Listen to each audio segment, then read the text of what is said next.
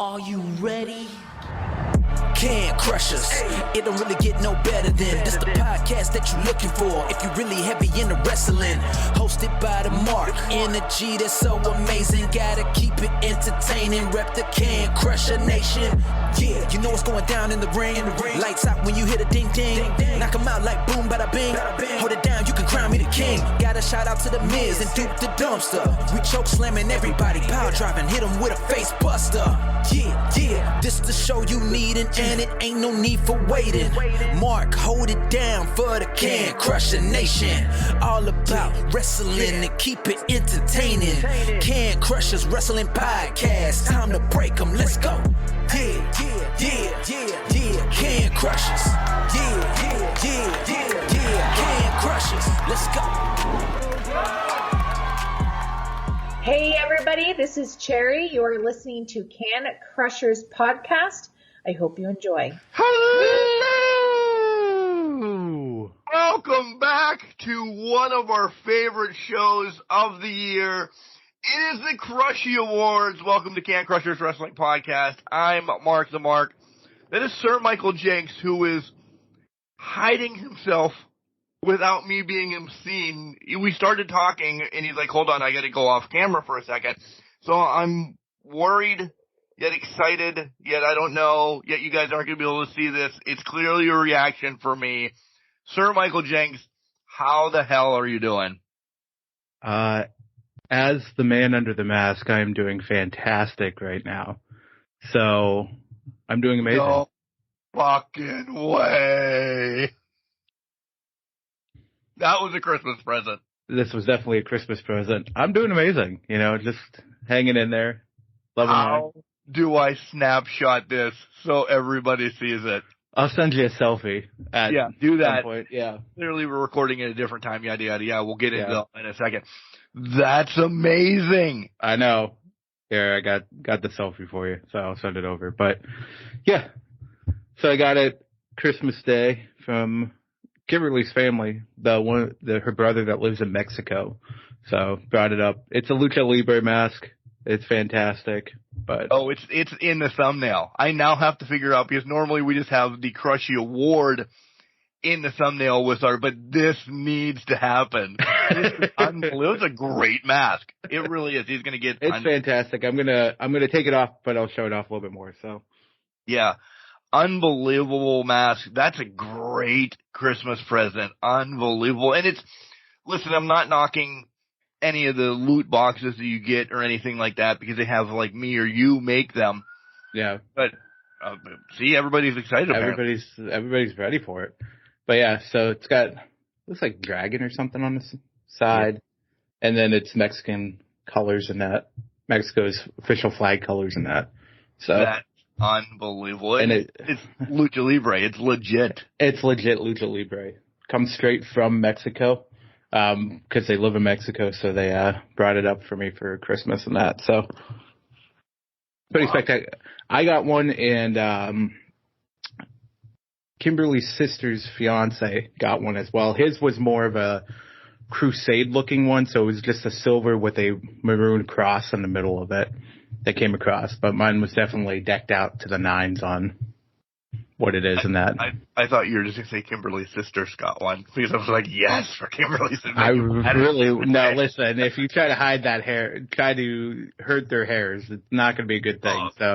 But they were talking up getting the female version of the Lucha Libre mask where the hair comes out of the mask and that. So that was getting talked up too as well. So, yeah, but.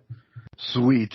I mean, I'm good. I need to decompress somehow. I took time off from work, but I have not actually taken time off from anything right now. So. Go tell us that, because, listen, I just finished my Crushie Awards. Before hitting record. Yeah, I would say about a half hour before I finished mine. Like, I started them last night, finished them this morning, but it's been this week, man. Christmas, I took off starting last Wednesday to be off through the holidays and that, because I knew this was going to be a fucking crapshoot. Painted the room around me, which you saw already. You've seen it already because we recorded last week. Did that last week. The weekend wrapping, trying to get everything under control. Christmas Eve, it was driving to Meadville, from Meadville to Edinburgh, Edinburgh back to Meadville. Christmas Day, drove down to Pittsburgh, drove back from Pittsburgh, then drove to Erie after that. Driving.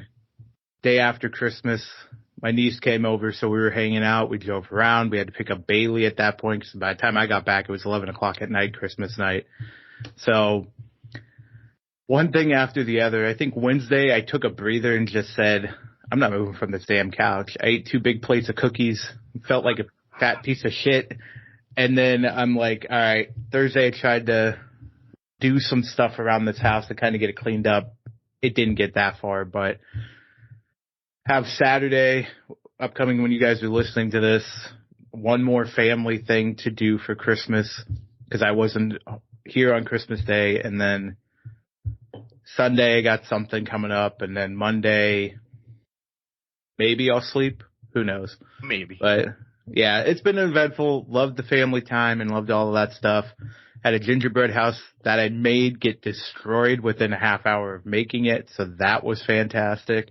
Eating it wise or just falling apart?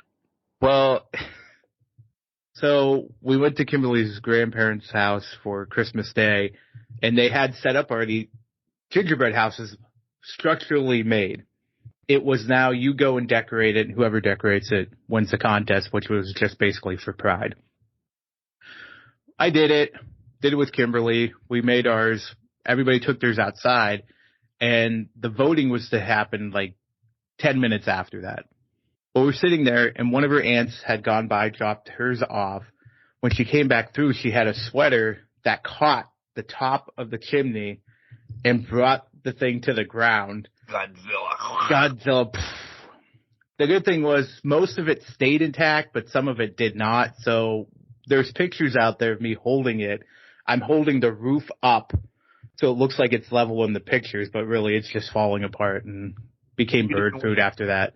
We didn't win. We didn't even get the top 3 at that point. We had a shot. We had a peep reading a newspaper. I mean, we had the most creative version of it. The concept was there. The concept was there. We had a little candy snowman that was sitting outside the house. We had it. We had it in a bag. It was sabotage.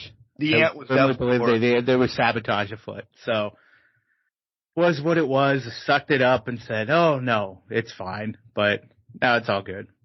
But, yeah, that was my Christmas time. How are you doing? How was your week? Just as busy. Like last time we recorded, I'm like, I have an easy week, this, that, and the other besides the work kind of schedule. And that went to hell in handbasket real quick as normal. just because. Going to grandma's, going to dad's, going to this place, going to that place. It culminated in me getting, I don't want to say cranky, just tired. Because, listen, work, and I'm going to throw this out there. We didn't work Christmas, which first and only, holiday we get off as a garbage man every year. So we roll into Tuesday, and between 2 trucks, we had 25 tons of garbage because we didn't do Monday and we had to do Tuesday. We had to do them both on one day. 25 tons of garbage. For fuck's sake. All right. And one truck, because it kind of pseudo broke down, but it got fixed in time to kind of help a little bit. Just the way of the world. One truck, 2 times to the dump that it had 20 of the tons. Guess what truck I was on? I'm going to guess that one. So Tuesday, I literally came home and just died. Slept till Wednesday. I was just sore, cranky, miserable, icy hot, Advil, showers. Like kitten caboodle. Just boom, I tapped out. That brings us to Wednesday. Wednesday, I had a little bit of a okay day. I had some time. Got online and played a baseball game with Nathaniel Cunningham, which was really cool. Wow. And that's been a while since you played baseball, right? Yeah. He's like, do you have baseball? I'm like, of course I do. He's like, let's play a game. Some things happened on his Xbox, yada, yada, yada, that we had to work through, but we did get a game in. He sucks, by the way. I beat him pretty bad. We got a couple games in, and I beat him all 3, by the way. He's making fun. My team's called Pennsylvania Can Crushers. Why wouldn't it be? Because why wouldn't it? Ridgeway is not on there. And I'm not stealing Erie because they're the Seawolves or Scranton or, anything like that. But so he's making fun of me. So I crushed him all 3 games. We get into Thursday. Well, guess what? That's the holiday tournament for basketball around here. 4 games in a row. Listen, that was last night. We're recording early Friday morning. I was not going to do the late games for Friday. Guy pieces out. He's like, I got some stuff going on. Mark, do you want them? So now I'm getting all 8 games, which I'm not mad about. I love it. Right. I get all 8 games. Voice good so far. By the end of tonight, won't be happening. Tomorrow, as you guys are listening, Saturday, red up the house, Christmas tree down, yada, yada, yada. Kind of get ready for spring, which is 24 weeks away around this neck of the woods. And then Sunday we do have one more Christmas thing, but it's quick. This week literally flew by because work was just that busy and yada, yada, yada. Got one interview in, as you heard, Billy the Kid on Wednesday. Great guy from Oklahoma. We started the year, I think, in Oklahoma, so we end the year in Oklahoma. That's weird. Are you just picking states now that just start and begin? No, they're just reaching out. And then end? It just reaches out. Tune in next year to find out who Mark interviews, from what state they're from, and how it ends. Because now, we have to do this now. It's a thing. I should. A couple things, yes. You just brought that to me. I do need to write down states. Each and every. So starting with the first one next Wednesday, write down states so we know what states we get interviews from. Mm-hmm. And then there's going to be an added thing starting not the next spotlight, but the following spotlight. Just a little added bonus of, and I'll tell you later. I want everybody to tune in. Just something cool that I thought of. I'm like, I wonder if they'll do this. So it all depends on the wrestlers. If they would do something like this. So, yeah. So a little snapshot there. Real quick, this weekend I am, and Jenks doesn't know this, I am working on a new store for the podcast. That was something on my docket. Woo! Yeah. The store that we have, kind of, the site, it's still there, filtered out, but in the next 2 weeks or so, the whole new store is going to be opened and get your merch and everything from there. Hopefully we can get like onesies even in our store. That would be nice. Wouldn't that come up with some? I need a onesie. You need a onesie? We all need onesies. Right. We can get adult onesies in the store, I feel like. We can. The pens, anything like that. Anything random that I can put in this store is going to happen. So I want to have like the randomness of everything in the store. I found a couple sites I just need to really look into them more. This has all been happening during basketball games because, we have one game was so quick. It ended up 79 to like 12. So, yeah, the 30-point rule carried over into the second half. And so we had like 45 minutes between the next game. So I'm like, all right, what can I do? Of course, not worry about the basketball games. Let's start working on the wrestling store. No, of course. You gotta prioritize. Yeah. But all in all, Christmas was good. I ate too much. I had a blast. Enjoyed the family time. I really did. And again, I will give credit to everybody in the cast and the play and yourself, because Mark normally isn't Christmassy. He really is. Jenks knows this for years. I'm not Christmassy. I had fun Christmas season this year. I don't know. That's fantastic. Hey, maybe it takes to play. 46 years it takes. That's what it takes. Remember, the Grinch's heart grew 2 sizes too big because of music and dance and love. I'm just saying, we have melted that icy exterior towards Christmas because of music and love and laughter. And you had a ton of fun doing the play. So, I mean, I really, really did. So that's that. Excited to be a bum. Come New Year's is kind of just a half day for us. Okay. Get out, do our stuff, nothing extra, nothing more. Just get done what needs done. I'm excited to watch some bowl games. I dabbled. I've never watched a full one yet this year, and I'm kind of depressed because there's a couple that I wanted to watch. But New Year's Day will be done well in time to watch some bowl games. And I just found out I still have 4 more days vacation. If I don't use them by the 31st, which it's 2 days, which are already off. Off today. That was counting one of the 5 that I left. So, they said we can carry them over to the first end of the week of January. So I have till 5th. Maybe I'll take a couple more days next week to do nothing, depending. Yeah. But the son got the new Xbox, got a new TV, so he's just gone with himself in the Xbox world again. I want to ask you this. Yeah. Did you hear anything about PlayStation, Xbox? There's kind of PlayStation maybe having a suit on them because of the digital store and that, because of the way their practices are happening within the digital store net. Yeah, I did hear that. That they will just buy you. Yeah. Sony wants out of gaming anyway, essentially. Basically, it seems like that's what they're trying to do, because a lot of how they're going about the PS4, PS5 and what they're doing, it's not great practice, and it's more of like, well, let's try to do this, but we don't really care what happens with it.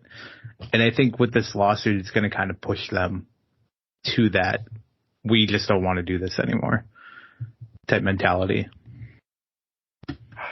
You know, timelines for me are garbage. So the Xbox Series X has been out for 2-3 years now, maybe? Yeah. Roundish. Yep. So we're 2-3 years away from the next new one revolution, whatever it could be. That could be the megalodon of all systems then. Because if Sony, within that time, listen, games are just files anymore, essentially. Really? They could buy all the files and transport them over. The games that we play, the Maddens, the MLBs, I probably would have went with an Xbox if MLB was on right off the bat. Right. I really would have, but it was never that way. Yeah. Now it is. God, you can get it on the Switch.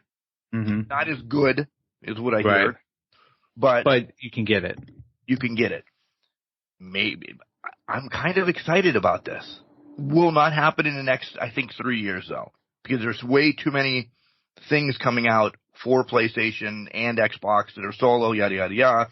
But this next system, and like I said, 3 to 5 years, may be the megalodon that, as a gamer that we both are, you have to buy. So I ask you, because I have a PlayStation 5. Is that way too, or are you now thinking, did I bring this up? Would you wait a little bit longer, or do you still buy a PlayStation 5 here in the next couple months? Because you know, this megalodon, listen, my neck of the woods isn't getting it for 2 to 3 years after it's made. Yeah. My thought has always been the need to play NCAA football is superseding a lot of things. However, life. Right. However, I will say this as well.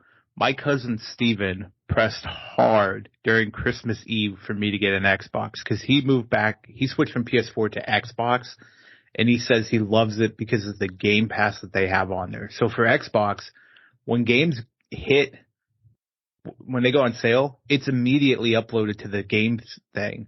Yep. And you can just pick it up and play it off of there. There's no issue with it. I think with that, so it makes me consider, maybe I want to do that. So that throws monkey wrench into a lot of things. There's still a lot of exclusives in that. But like if you're a Call of Duty fan, they're not the recent acquisition by Microsoft. They've already said there's too much money in this to not have it on all systems all the time. But to go back to your point, whenever this Megalodon system comes up, everything's already in place right now for it to work. because they are already doing cross-branded playing. You can already play with somebody that's on Xbox versus PlayStation 5, this and that. So the opportunity is there. I think what the toughest pill to swallow for a lot of gamers has been, and I think this is what's playing into the lawsuit that Sony's dealing with right now, is the cost of the games doesn't make sense if we're not getting a physical copy of the game. Yep. Because think about it, the hardware, what it takes to make the disc, do all that, I think gamers could comprehend, okay, 50, 60, 70 bucks makes sense.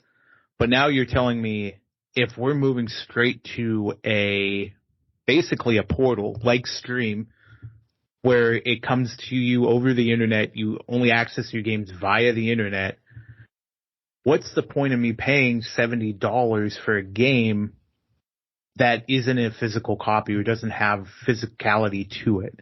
Because that's like saying I'm going to pay $70 for a movie that I can just download off Netflix that you off of already Netflix. Exactly. What's the point of that? It should be, I think if you make it $30, people would buy that shit up like nothing. Yep. We're moving into an age where, yes, a lot of AI and technology are occurring in that, but to create these games, to make these happen, it's a multi-million-dollar industry, but it doesn't take consumers paying $70 to get into it.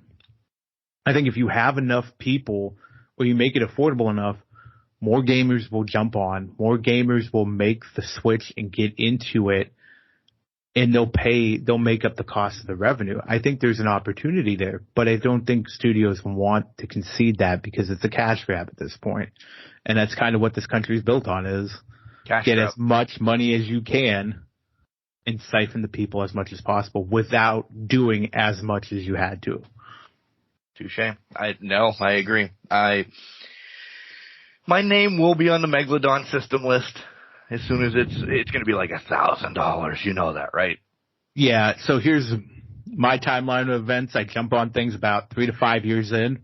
So I'll get onto a Xbox PS5 this year. Then whenever the Megalodon comes out, I'll wait 2 to 3 years, let it work out its kinks and all that. That's what I claim it is. It's not actually that. I'm not that far ahead of thinking. And then I'll buy one after that. So. But you're 10 years out.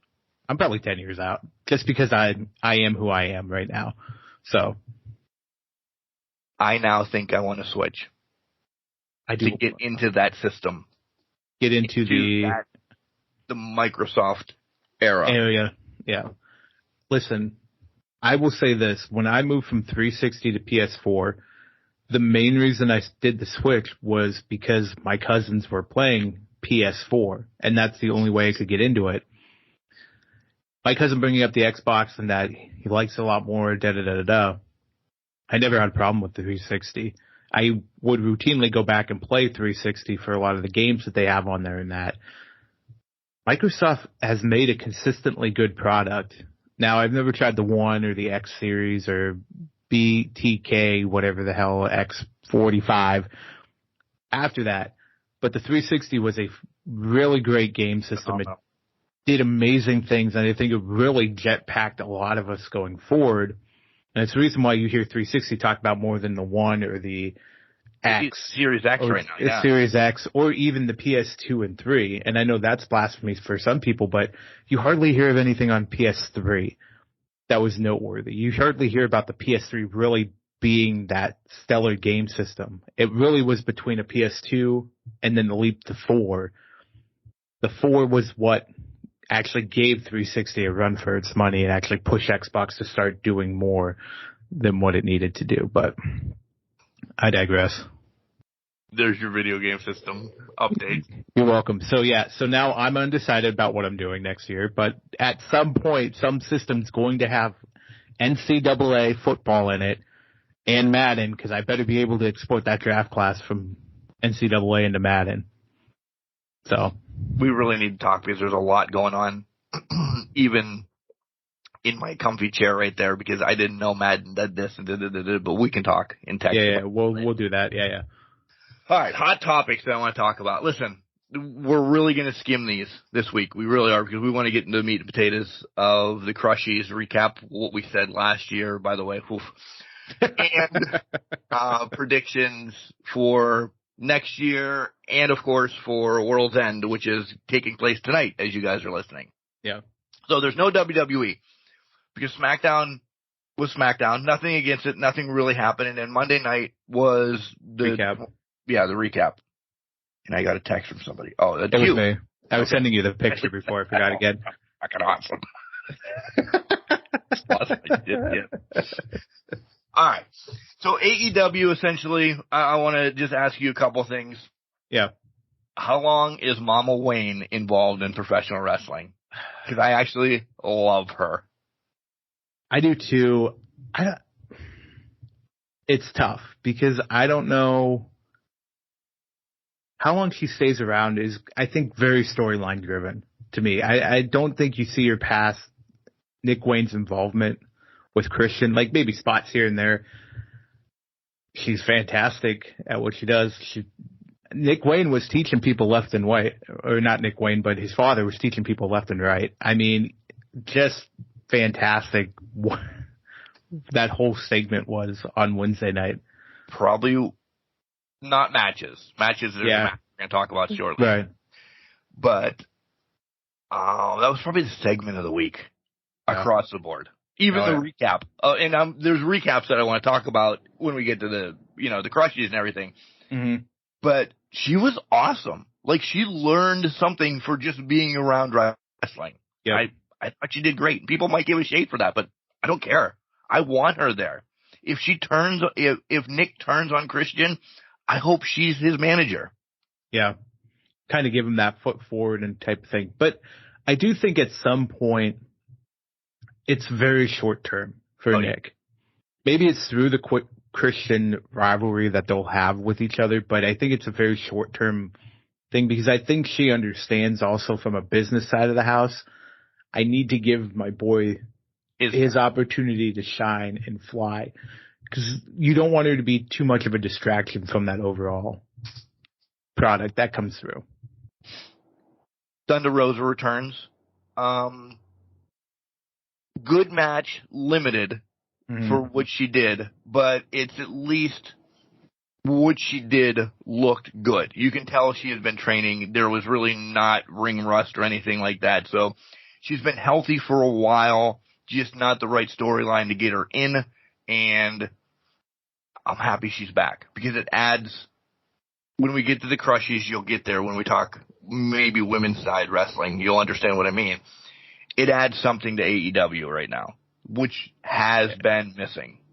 It injects a sense of veteran leadership, but also a spark into what's been, like, there's been some good stuff lately, but it's been very disconjointed. It's not very conjoined across the board.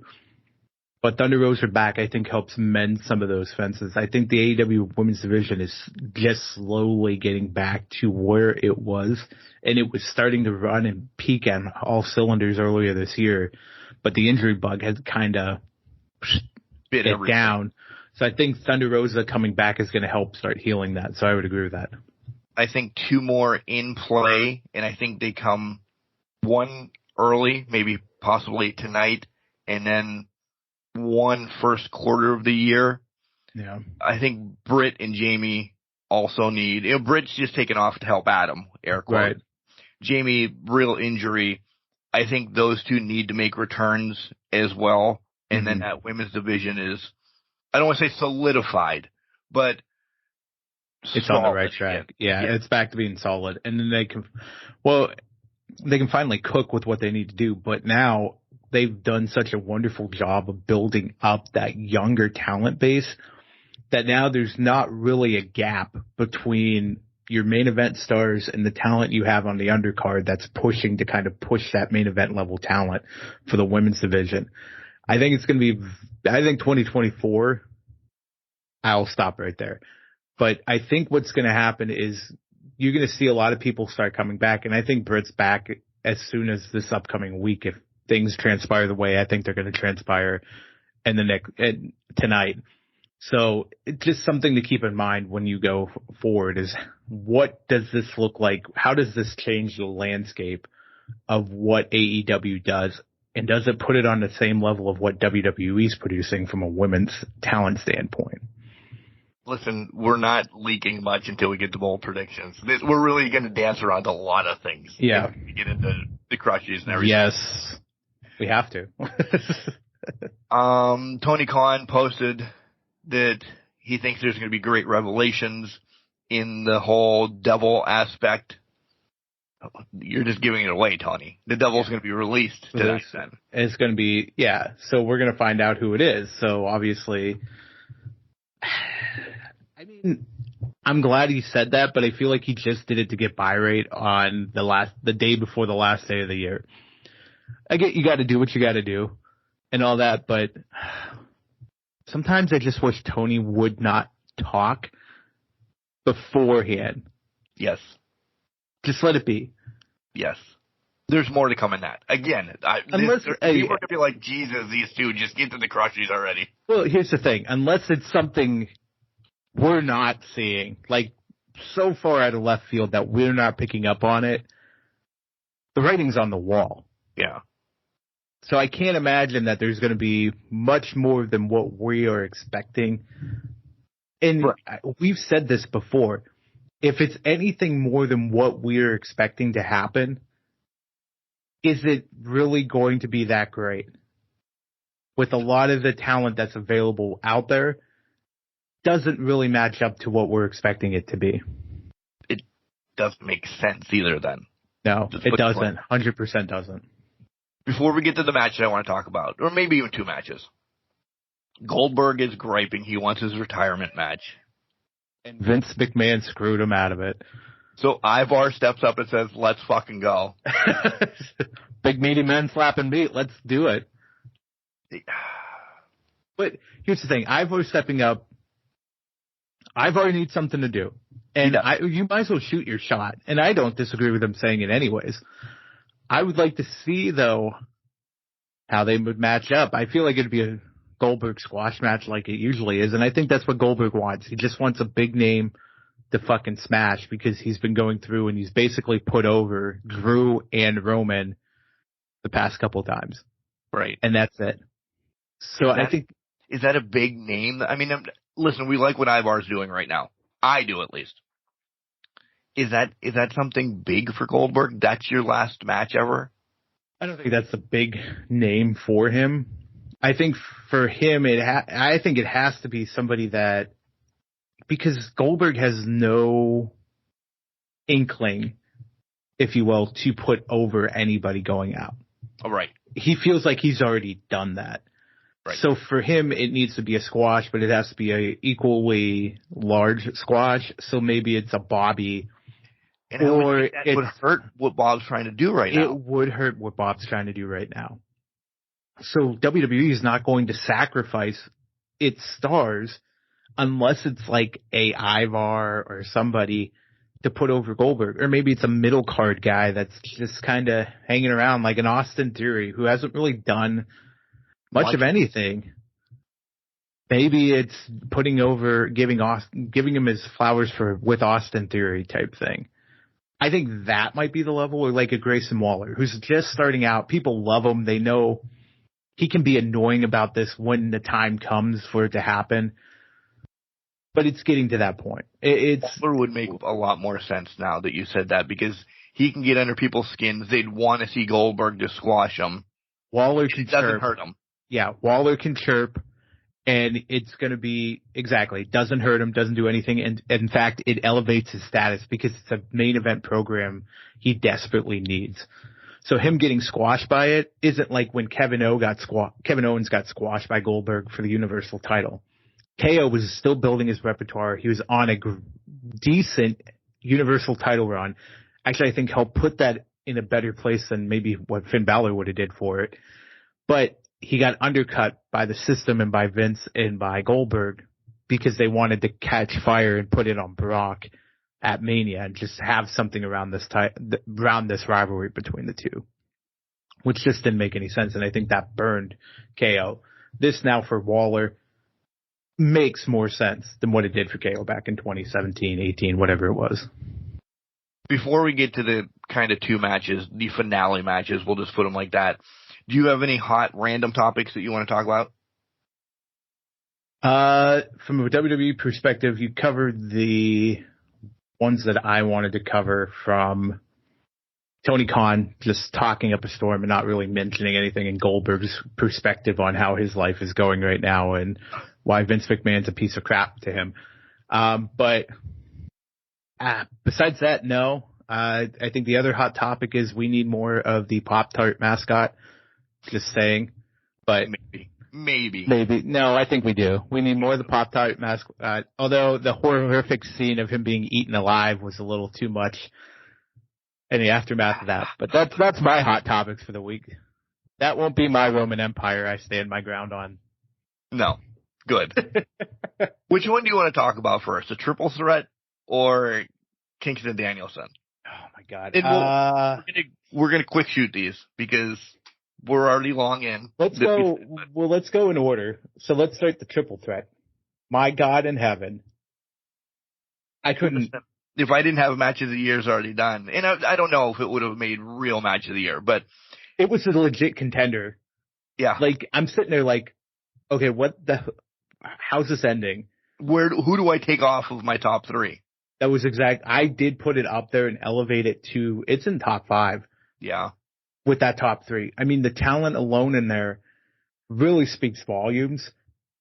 And we got a healthy goddamn mix of Jay White, of Swerve, of Mox. All 3 did a brilliant job delivering on this. I agree. And by the way, let's just loop them. I love the callback because I'll ruin it real quick because that's who I am. The callback, I didn't put Kingston Mox in this finals. I didn't. I think I did. I think you did. I did. I was like, but it didn't make any sense. The way the tournament was going, it didn't seem like it was going to get there. And then out of the blue, it kind of just blew up like that. Like last week, I was surprised they put in a triple threat match. Right. And so now the triple threat happened.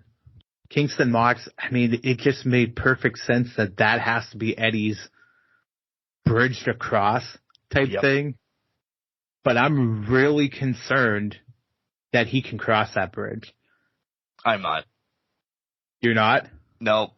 He's building another fucking bridge over top of the one that he has in going across. That's not even a bold prediction. That'll be my prediction in the world's end. But I just think big things are happening there. People are pissed, and I've read it all week since Wednesday. Swerve didn't get the win because he was built up so much, and now he's kind of bouncing back to Keith Lee. Listen, in his name, this is a swerve for what's going on with him right now. He's already in that line for MJF or whomever at this time is going to have the title. He's going to be a major player. Again, this is not a bold prediction either because we've said this now for like 3 months. He is going to be a major player in 2024. Yeah. So I'm okay with him losing, with the air quotes, dropping to Keith Lee to get rid of things that don't need to be lingering around him when he moves on to take the title off of whoever. Yep.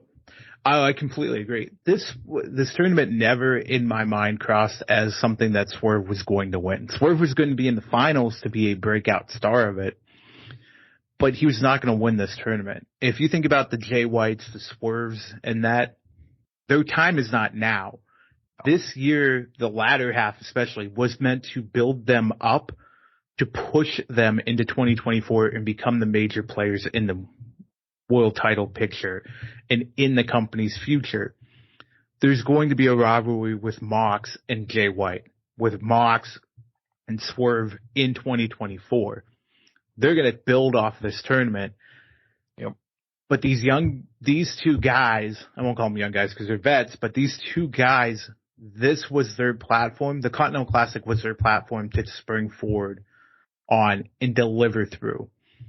if this tournament happens again next year, you're going to see guys like the Daniel Garcia who picked up the one win against Brody King this past weekend, who picked up his one win, start jumping next year to get the 6, the 9 wins. Yep. You know, it was a way to showcase guys like Mark Briscoe and Jay Lethal. Even though Jay Lethal didn't win anything, it was still a way to showcase them and get them on. Great. Every match he looked great. Every match he looked like he was going to deliver a upset victory. Yep. It was catapulting those guys to get screen time in that. But for your Daniel Garcias, for your young guys, this has been one of the more intriguing tournaments in the aspect of anybody could win this fucking thing. Nobody had Brody King winning 3 matches. I would have loved it. It would have been fantastic if he made it to the finals.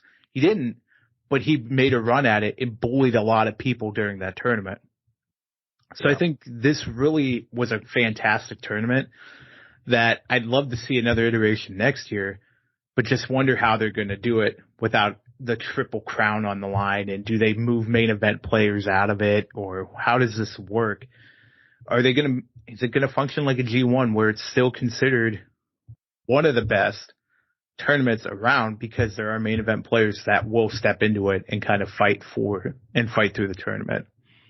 Who knows who's going to be in it next year? Hold your hats for that. Yeah, it's going to be a ride.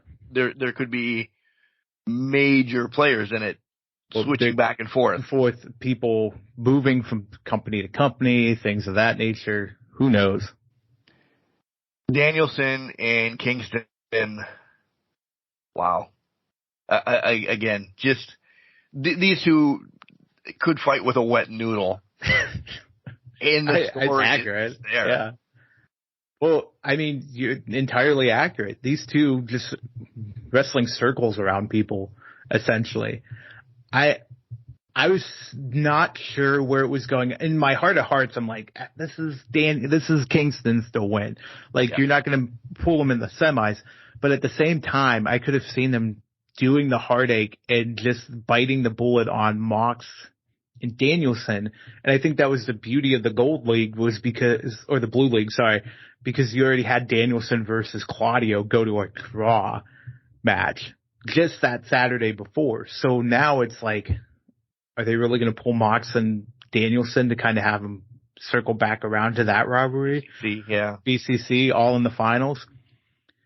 There's a lot of intrigue that sets up with this. I think Kingston was obviously the right choice for this because to complete this comeback kids type scenario, Kingston's just the king of being the underdog. He knows how to play that role so well. Called himself the king of the homeless or something like that? King of the homeless or king of the bums or something like that. Yeah. King of the bums. Those 2 matches stole the week for me. AEW spattered some other stuff in there and everything. So it was really fun. It was a good week for AEW for World's End. Yeah. I think they kind of needed it. I don't know buy rates, and nor do I care where they were, what, but this is an intriguing pay-per-view. Yeah, 100%. Our predictions in segment 3. Go ahead. You will get our predictions in segment 3, but I think AEW went on full blast this week to really push World's End is going to be something special for them this year. How special? I don't know, because there's a lot of matches that were kind of had to be thrown together to make it work around different things that were happening. But I think at the end of the day, there's enough special matches that actually panned out. It could give the 2024 match of the year contenders or pay-per-view of the year contenders a run for their money, essentially. See, I was on the flip end of this. As people were to remind us, we're only a week in, so we remembered it. World's End is a pay-per-view for next year. Yeah. For the Crushies. I think it's going to be good to very good. Mm-hmm. It'll be number 1 until Rumble. Not being a dick. It could be number 1 after Rumble. I think it does trickle down rather quickly, though, that it probably won't be in the top 5 because of what you just said. They had to throw some matches together real quick. There was 2 stories essentially 3 stories, and I'm not going to name them, but that really built this pay-per-view. And then they had like, oh crap, let's go. Well, yeah, I mean, the one that they were building towards got taken out with Kenny's injury, so they kind of had to pivot off of that and turn shit into shiitake mushrooms. Yeah, polish a turd on that one. Like that one, that match itself is not standing out as going to be the show stealer of any sort. But I think you have opportunities with the Continental Classic, the TNT, the AEW World Title, the TBS one I think is great. And I saw somewhere they actually added, it's not on their site, but I thought I saw somewhere there's going to be an all-star match from the Continental Classic tournament. So basically, and we get a Battle Royal. And we get a Battle Royal, which is on 0 Hour with the FTW Championship match. So the opportunity is there to steal the weekend and steal the show. It's execution of it. And I really, and we'll get to it in segment 3, but I think it's going to be the execution piece. I think the opportunity is there that it could be a 2024 contender. Can we deliver on it is going to be the key aspect of that. All right, we've danced around enough. Let's get to it. Not paying the bills this week. Here comes Al Snow, because you guys know everything. You've heard it for 52 weeks of the year. Here comes Al Snow to tell you more about Collar and Elbow. Use our promo code CANCRUSHERS. You save 10%. Ready? Set. Go. Wrestling. A love and a passion we all share. I've started a wrestling brand. The wrestling brand. A brand founded on the aspects of wrestling. 2 entities working together to create a product that connect emotionally for people everywhere. Collar and Elbow is the brand. Passion and love for wrestling is the drive. I am Al Snow, and this is Collar and Elbow, the wrestling brand. Hey, this is former WWE superstar Duke the Dumpster Drosy, and you are listening to the Can Crushers podcast. Welcome back, Can Crusher fans. It's time. It is Crushie time. And I'm so excited to do this again. It's one of our favorite episodes of the year, along with Ask Can Crushers, which is right around the corner as well. Throw out the date next week for that. But let's get in to the Crushies for this year. Big to do. We're not popping bottles because we didn't each, but we're popping Bob Ross energy drinks. Just popping the energy drinks, making it flow this morning. Mark, you said it. You hit the nail on the head. It's excitement time. What do we have? Clamoring for this. They need to know. They need to know what the what was that? Award in wrestling. Yeah, it's most prestigious. They're clamoring to know what us 2 degenerates from the western side of Pennsylvania are thinking at this point in time, where we're at, where our minds are at. What did we enjoy? What didn't we enjoy? I feel like I have some things on my list that might counteract what you have. It might be slightly different. I think we're going to be off this year. Last year we were on the button. I was going to say, last year we were right down, right on the line. This year, not so much. No, I don't think so. I think we're going to be a lot over, and I think it talks to the state of professional wrestling that we've now had a full calendar year with Trips running WWE. It's really shown to be a complementary to AEW, what wrestling they've been doing. There's an entertainment side, there's still a wrestling side, but I think both companies overall kind of ran a very good, tight ship this year for wrestling content.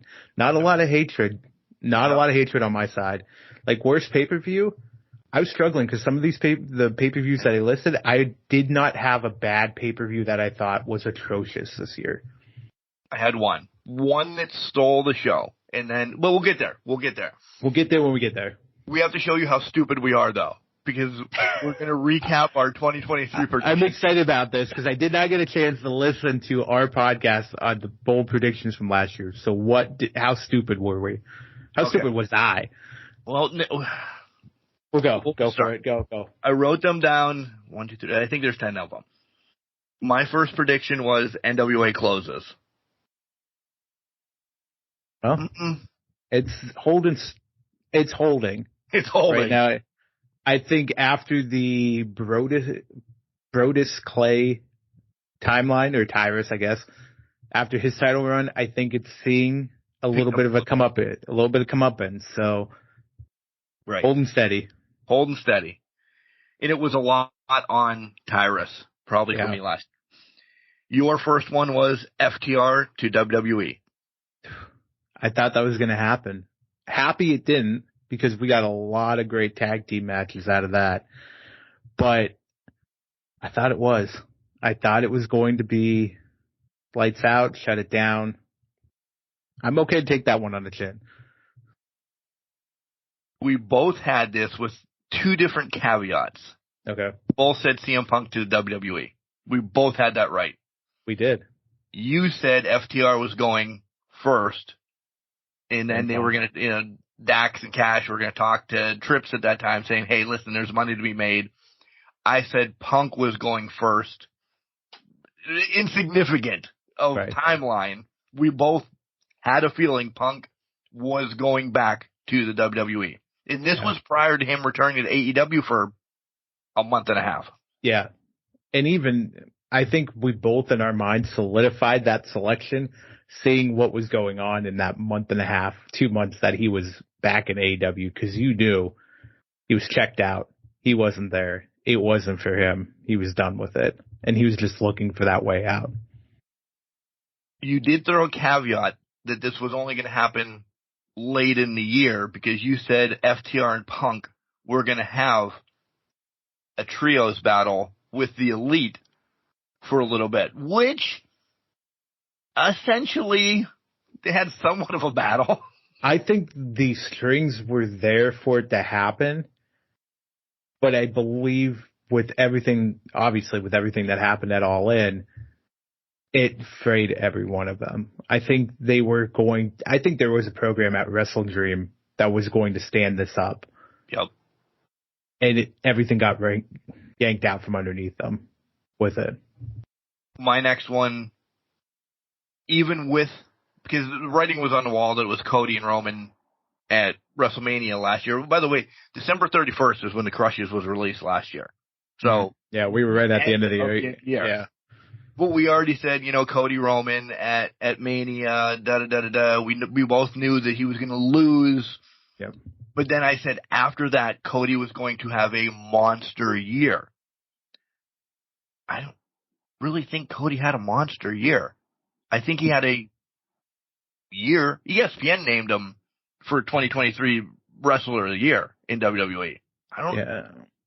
He didn't do much this year. I mean, you're handcuffed with when you can see Brock, and that was basically 5 months out of the time frame. Yeah. So that was a little bit of a handcuff. Then he was handcuffed to Judgment Day, and that whole mess.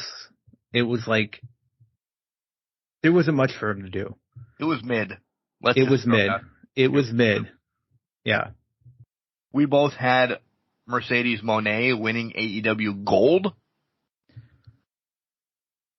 And I think, barring injury, yes, it was going to happen. Yeah. Not ruining anything. Now AEW, because we talked about it the last couple of weeks, might not even be in the foreseeable future. Yeah. It seems like they've just dropped the ball on it.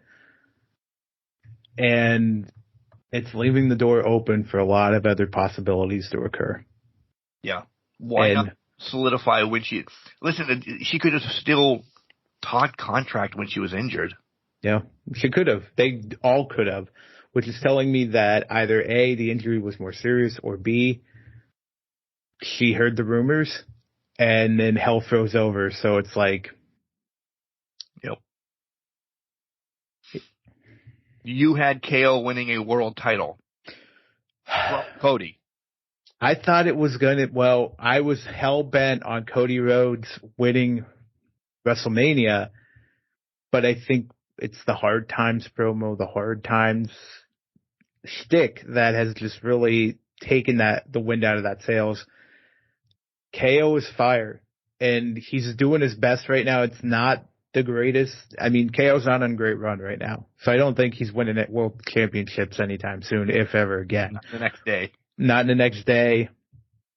So, disappointment, but hey, I thought KO, he was red hot at that time. He was going up to Roman, and it looked like that could be carrying him through the end of the year, but we'll have to see. I had Eddie Kingston winning the AEW championship from MJF, losing it like 2 to 3 weeks later. But then you followed up with Wardlow coming back around and then taking that title from MJF. Essentially like 2 pay-per-views in a row. That's how we had that scheduled. Yeah. I mean, to your point, you were half right. I mean, Eddie Kingston did win a world championship. It wasn't the AEW one, but it was the ROH one. So you still got that one right. For me, this Wardlow thing with MJF is not over, or there's something more fishy going on with it. I don't know what the fishiness is right now or how they're going to pull it off or what it is, but obviously it's going to tie back to the devil somehow, some way. But I just feel like it was there. The opportunity was there, but they just didn't want to push Wardlow anymore. They let Wardlow at all. Like, Wardlow just fell off the face of the earth at that point. He really did in 2023. And then I had the one that I hedged my bets on, that I said I will be back in a wrestling ring in 2023. Giving you a date in a place, essentially, just letting you know that I was getting back into wrestling. You're getting back into wrestling. I mean, you were in a ring. I was. Several times. Per night, I was in a ring several times. So you met expectations on that one. It was the only one I hedged my bets on. But now it's a new era. So the new era, who knows? What's going to happen? Hedge my bet on that one. But it's a new era that a lot's going to be happening in my neck of the woods. It's already been. Listen. It's already happening. It was announced 2 weeks ago, and we kind of forgot after the big announcement what was the big announcement last week? I completely forgot. What did I say? There was a big announcement. I'm like, oh. Yeah, I already forgot it, yeah. No, what's big? But new era commissioner right here. I'm going to say, maybe that's in my bold predictions that what kind of commissioner you're going to be. I don't know. We'll see. We'll see what happens.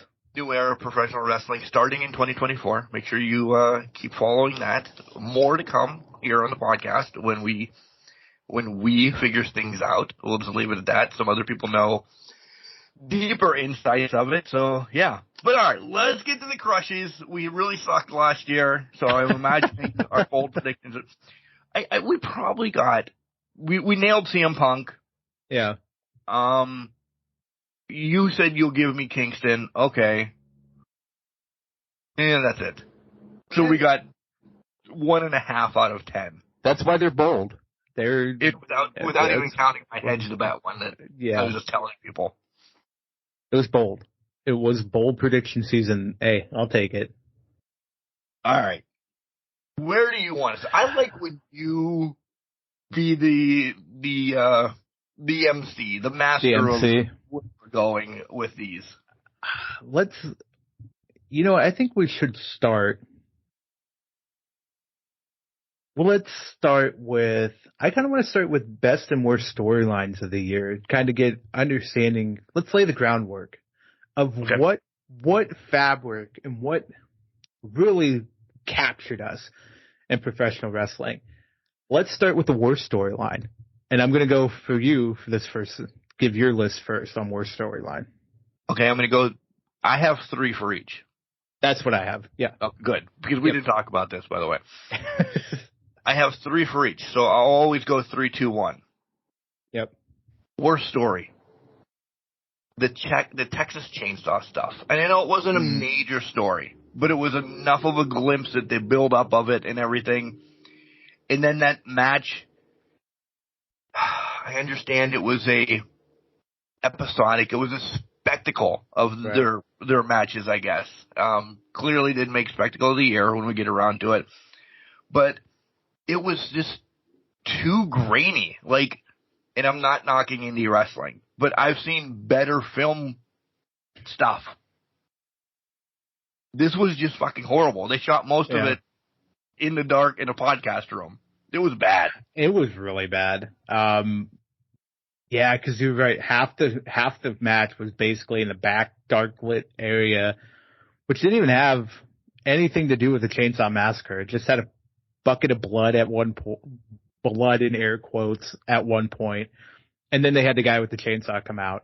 Right. Which I think was Tony Khan. Did we establish that was Tony Khan? I can't remember who it was, but I think it was ended up being like some actor or something. The ramp, around, and then like walked right past Karen and didn't even acknowledge Karen was there. Yeah, didn't even acknowledge her existence. My number 2 was at Mania. Shane, Miz, and then Snoop getting involved. I understand Snoop understood that there was an injury and this, that, and the other thing. The whole Shane Miz thing was just garbage to start off with. And then they had to do what they had to do, but it didn't hit. I completely agree with that. That fell completely flat on its face in that regard. I don't want to get too much into it because it is on my list, so I want to I'm going to flirt around that, but go ahead. And then number 1 was Shayna just sending Ronda to the graveyard. That whole MMA, whatever they want to do.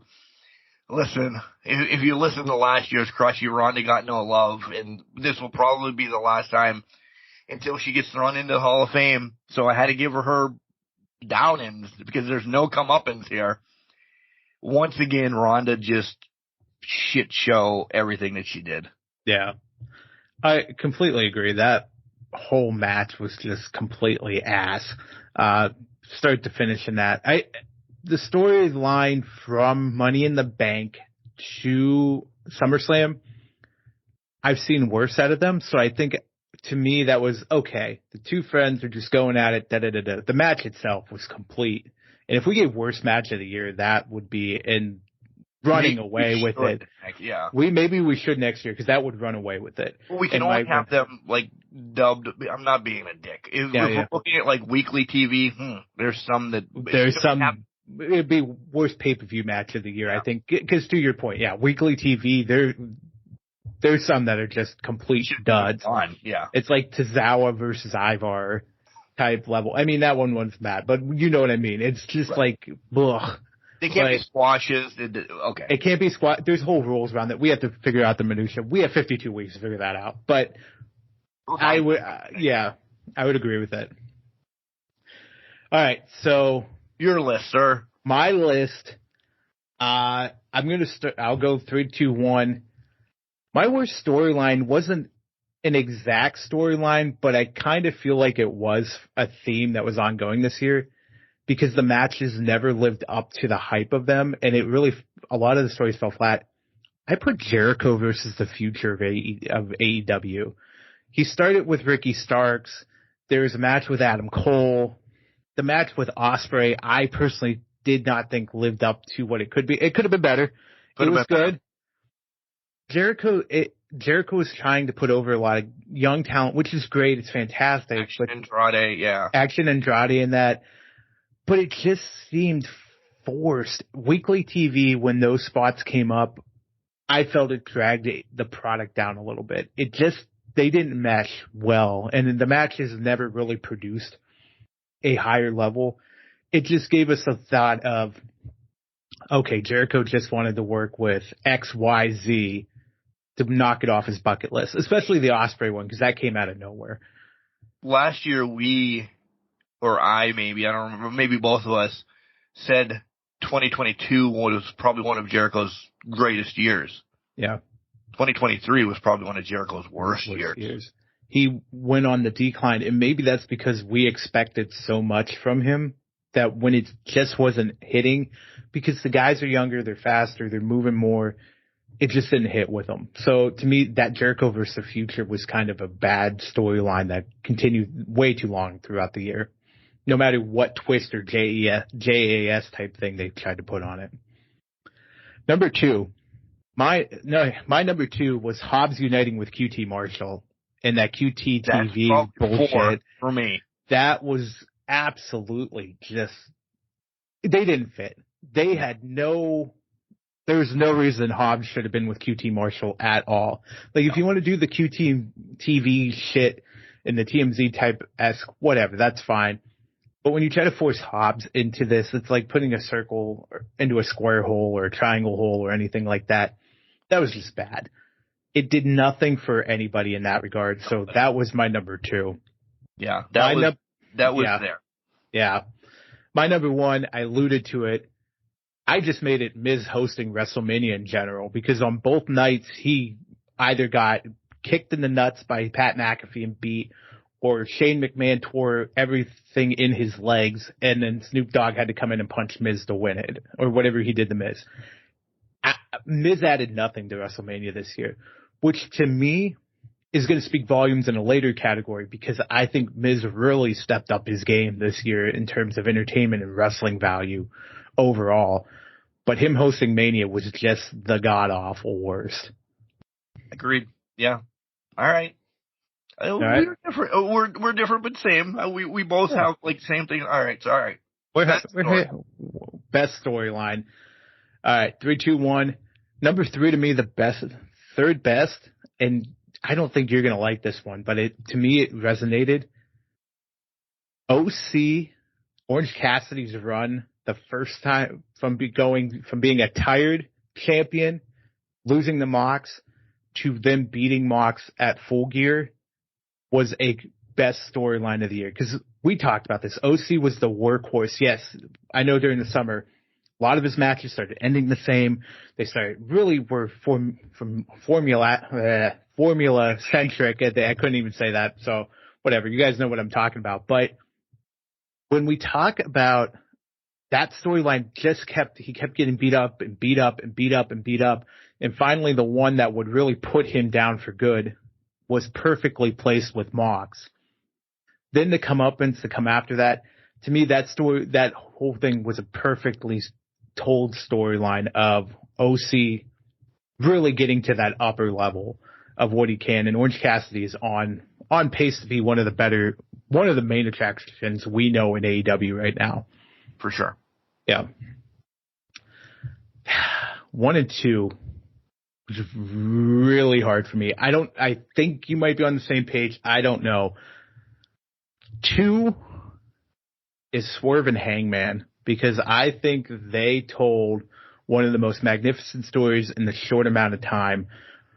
That removing the Texas Death Match from the equation from beginning of September through the week before Full Gear in that match, one of the most epic, well-told stories I think AEW has ever produced in a short amount of time. So to me, that was one of the things that carried AEW late in 2023, was that storyline between Hangman and Swerve. Okay. Number 1, the Bloodline gets my number 1, and here's why. You surprised? I am. Here's why. The beginning of this year, up until Mania, it was the best told story WWE has produced in years. That it carried over from 2022 into 2023. They didn't really drop off with the story through SummerSlam. The Jay and Jimmy constant battle, the Civil War that blew up at Money in the Bank when they actually beat Roman and pinned Roman to the mat, to the match at SummerSlam between Jay and Roman. Beautifully told story. It was done. Now, in recent months, it's fallen off a little bit, and it's kind of lost its luster to it because they don't have the two players that really drove the Bloodline story forward. But what I will say is I think everything emotional that happened with Sammy and with Cody going into Mania and what Jay kind of did to drive that story from Mania to SummerSlam, it was so much of the year was consumed with a fantastic storyline that I can't disrespect the Bloodline in that manner. I think 1 and 2 could swap at any point in time, but to me, the Bloodline storyline still carried through into deep into 2023. So I had to put it at number 1. I'm going to go right into mine. Go for it. We can have some discussion. Yeah. Number 3 for me, Athena and Billy Starks. Oh, loved all of it. That was 4. Yeah. Minion, the this, the that, to get your comeuppance, and Billy is the future and all of that. Yes. Yeah. I went Bloodline 2. Okay. Even though it's still the extended story, the same reasons why you said, because of it's been a little lackluster recently, yada, yada, yada. Agree completely. There's still more meat on those bones, though. Yeah. I think, to kindle it. Number 1, and I'm shocked that neither one of us had something that I'm going to say after I say this. Swerve and Hangman was number 1 for me. Yeah. It was, if we wanted to say it was 3 months, and that's long. Yeah. I said it might only have been 2. Right. It was just the dad moments. Yep. When we get to it, we'll get to it. All of that just resonated and hit, and it was just so much. Sometimes it was too much. It made it uncomfortable, but a story that needed to be told. Yeah. Too much. Yeah. I'm shocked that none of us had the whole devil one on there. Not shocked that I'm not, because listen, the story's still not done. I know the Bloodline story's not done, yada, yada, yada. We've predicted it, I think, and that's maybe the downfall, that we know, and if they surprise us, next year it might be number 1. Maybe. To me, the devil storyline itself has been more or less it's only in like Act 1. Like it's not done. Going. It's not complete. We don't know, and they've only had to extend it because of circumstances that are going on right now.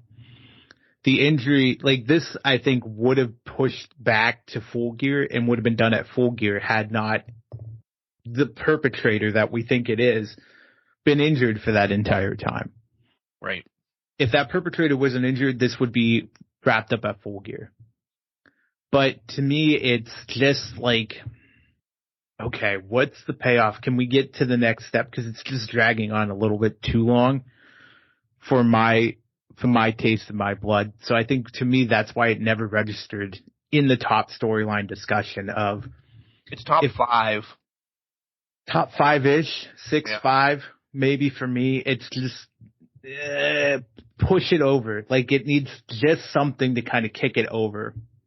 And also, to me, I still, like, I'm fine with it, but I still don't buy MJF as a babyface type character. And it's like Ric Flair as a babyface. You know he's better as a heel, and you want him as the heel, but you understand there has to be iterations where he's got to play this babyface role to kind of get the company where it needs to be type aspect. That's how I see MJF. That's how I always see MJF, is you are Ric Flair-esque in your position right now because you just drive and carry the storylines forward. To shock you, I was really debating about the orange thing, but I shit on it so much on the podcast. You did. I shit on it so much. I'm like, I cannot give this the best story. I cannot. I understood it then, but I'm like, for 6 weeks, I shit on him. You did, because every match ended the same. And I think at that point in time, neither of us knew where this was going or how it was progressing.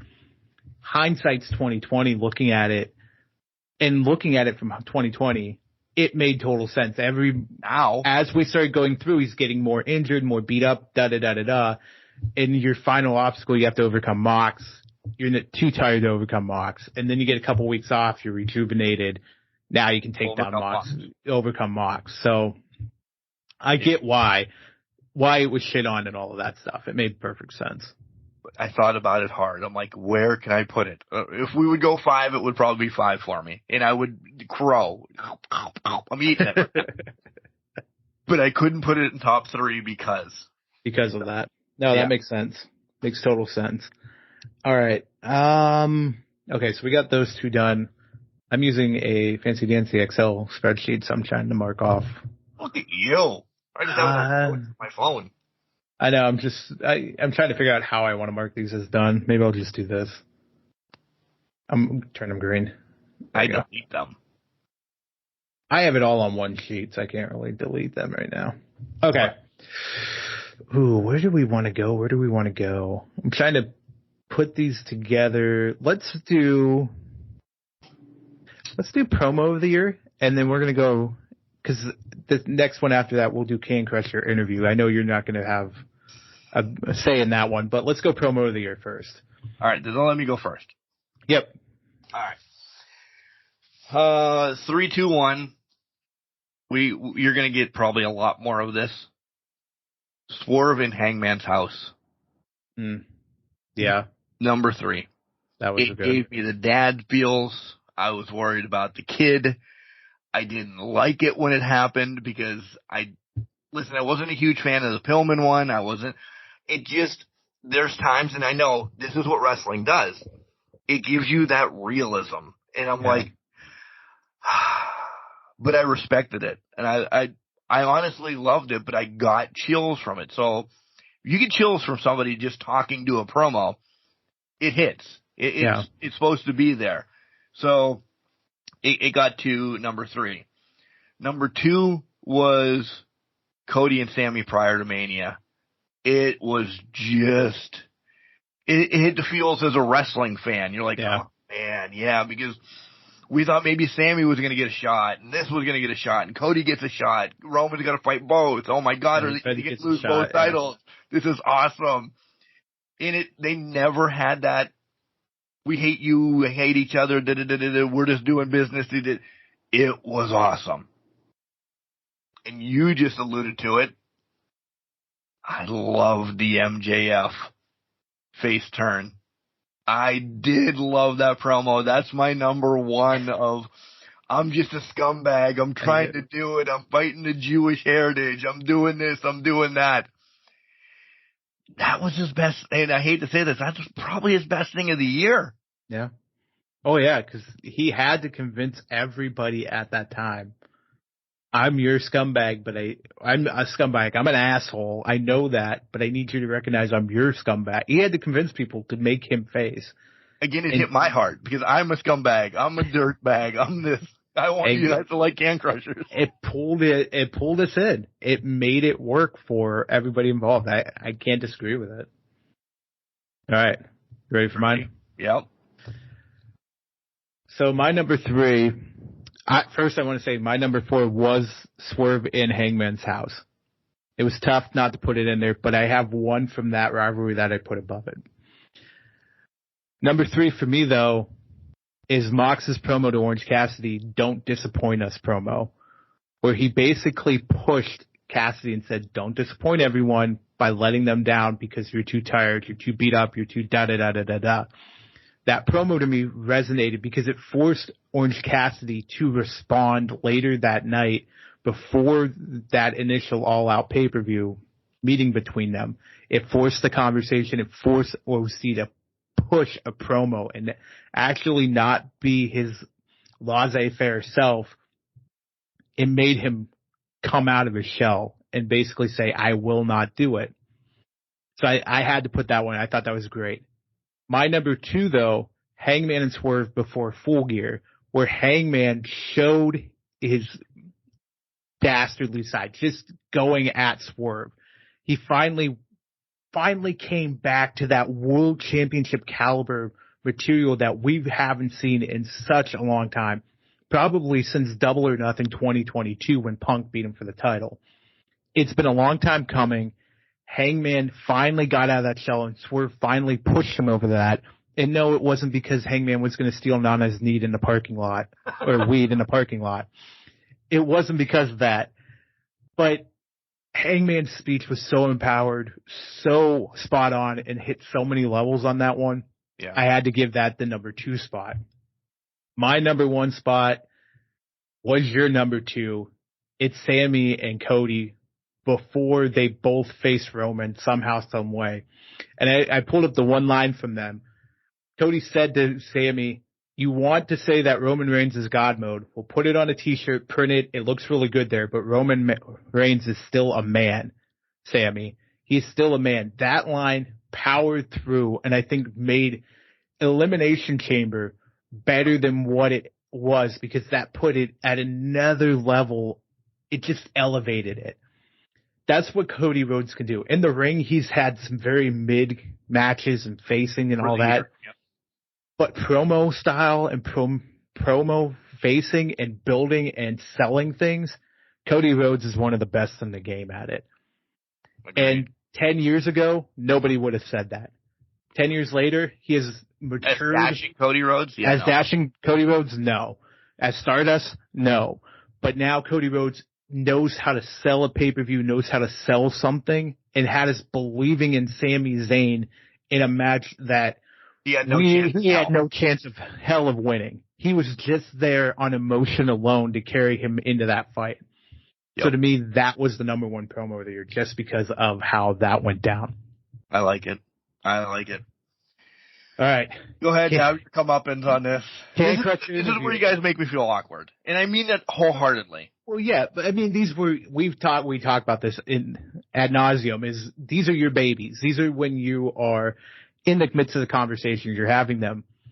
To me, it was what the 3 I chose were either what brought back fun memories or made fun memories or like interesting stories that were picked up over time, but also what was very touching, what could be something to take back and all that. And that's my number 1. My number 3, Heidi Lee Morgan, just going off on Can Crushers, just, 3-part series, loving it, loving life, telling fantastic stories you'd never heard about. And from a women's perspective, like the women's side of the industry, we've heard great stories from all the men in the industry and whatnot, but hearing it from a woman's perspective at her level and what she did with Alundra and all of that, and her and Luna's beefing, it really it was a great story to kind of hear about and kind of hear and take in and all that. So I put Heidi Lee Morgan at 3. 2 was Bobby Blaze for the sentimental, the logistical reasons too. Bobby Blaze was fucking just a great podcast. Just hearing all of those stories and that. Number 1 to me though was the Chainsaw Queen, Black Dahlia. Hearing everything she's gone through and has been through to just get back to a professional wrestling ring, let alone live at all. That was one of the ones that really was like, oh my God, you don't know the resolve or the fight in a person until they face adversity after adversity after adversity to get back to where they are. That one kind of was very much like, holy shit. That one stuck with me through the year, for the remainder of the year. So, listen, I'll pull it down for a minute. It's 3 of my favorites, honestly. Yep. Can't say which one was 1, which one was 4, which one was this, which was that. Right.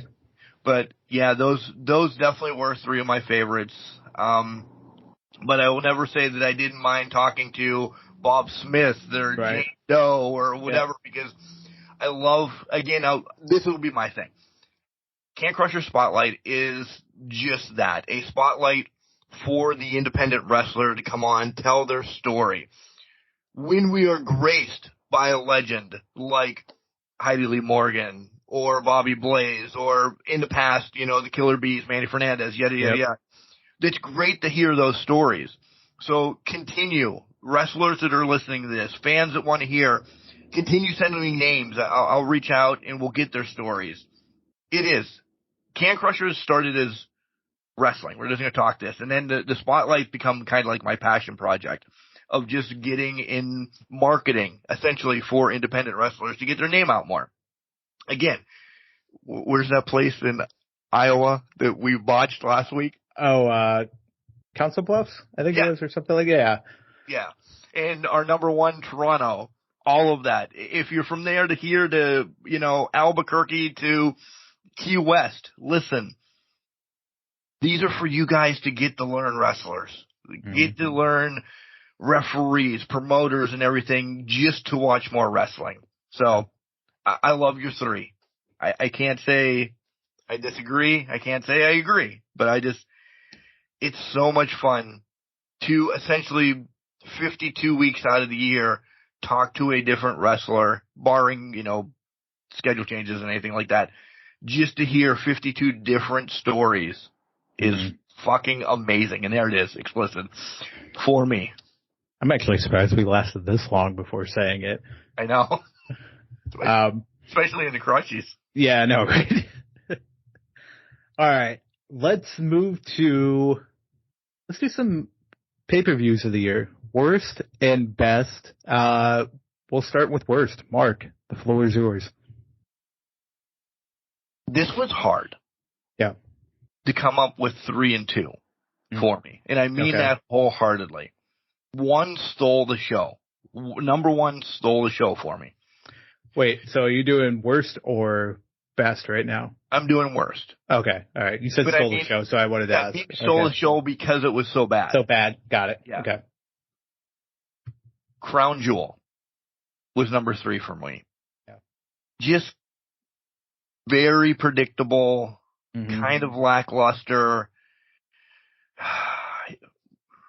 It didn't hit home. No, yeah. Like I don't even think the crowd, if I go back and rewind it in my head now, which isn't rough, the crowd wasn't into it until late. Yeah. And they were they were for Roman, not LA Knight. Yeah. So you're trying to get over LA Knight. That didn't work across seas. It didn't work across seas. 2 was Fastlane. Okay. We bitch all the time. Holy fuck, there's 95 matches on a card. There was only 5 matches on this card. And they weren't spectacular. It just wasn't enough for me for Fastlane. Yeah. Okay? Yeah. And number 1, for all the reasons we mentioned when we were talking about it, was NWA Samurai, Summer Who, with the drugs, the backlash, the strippers, the this to that.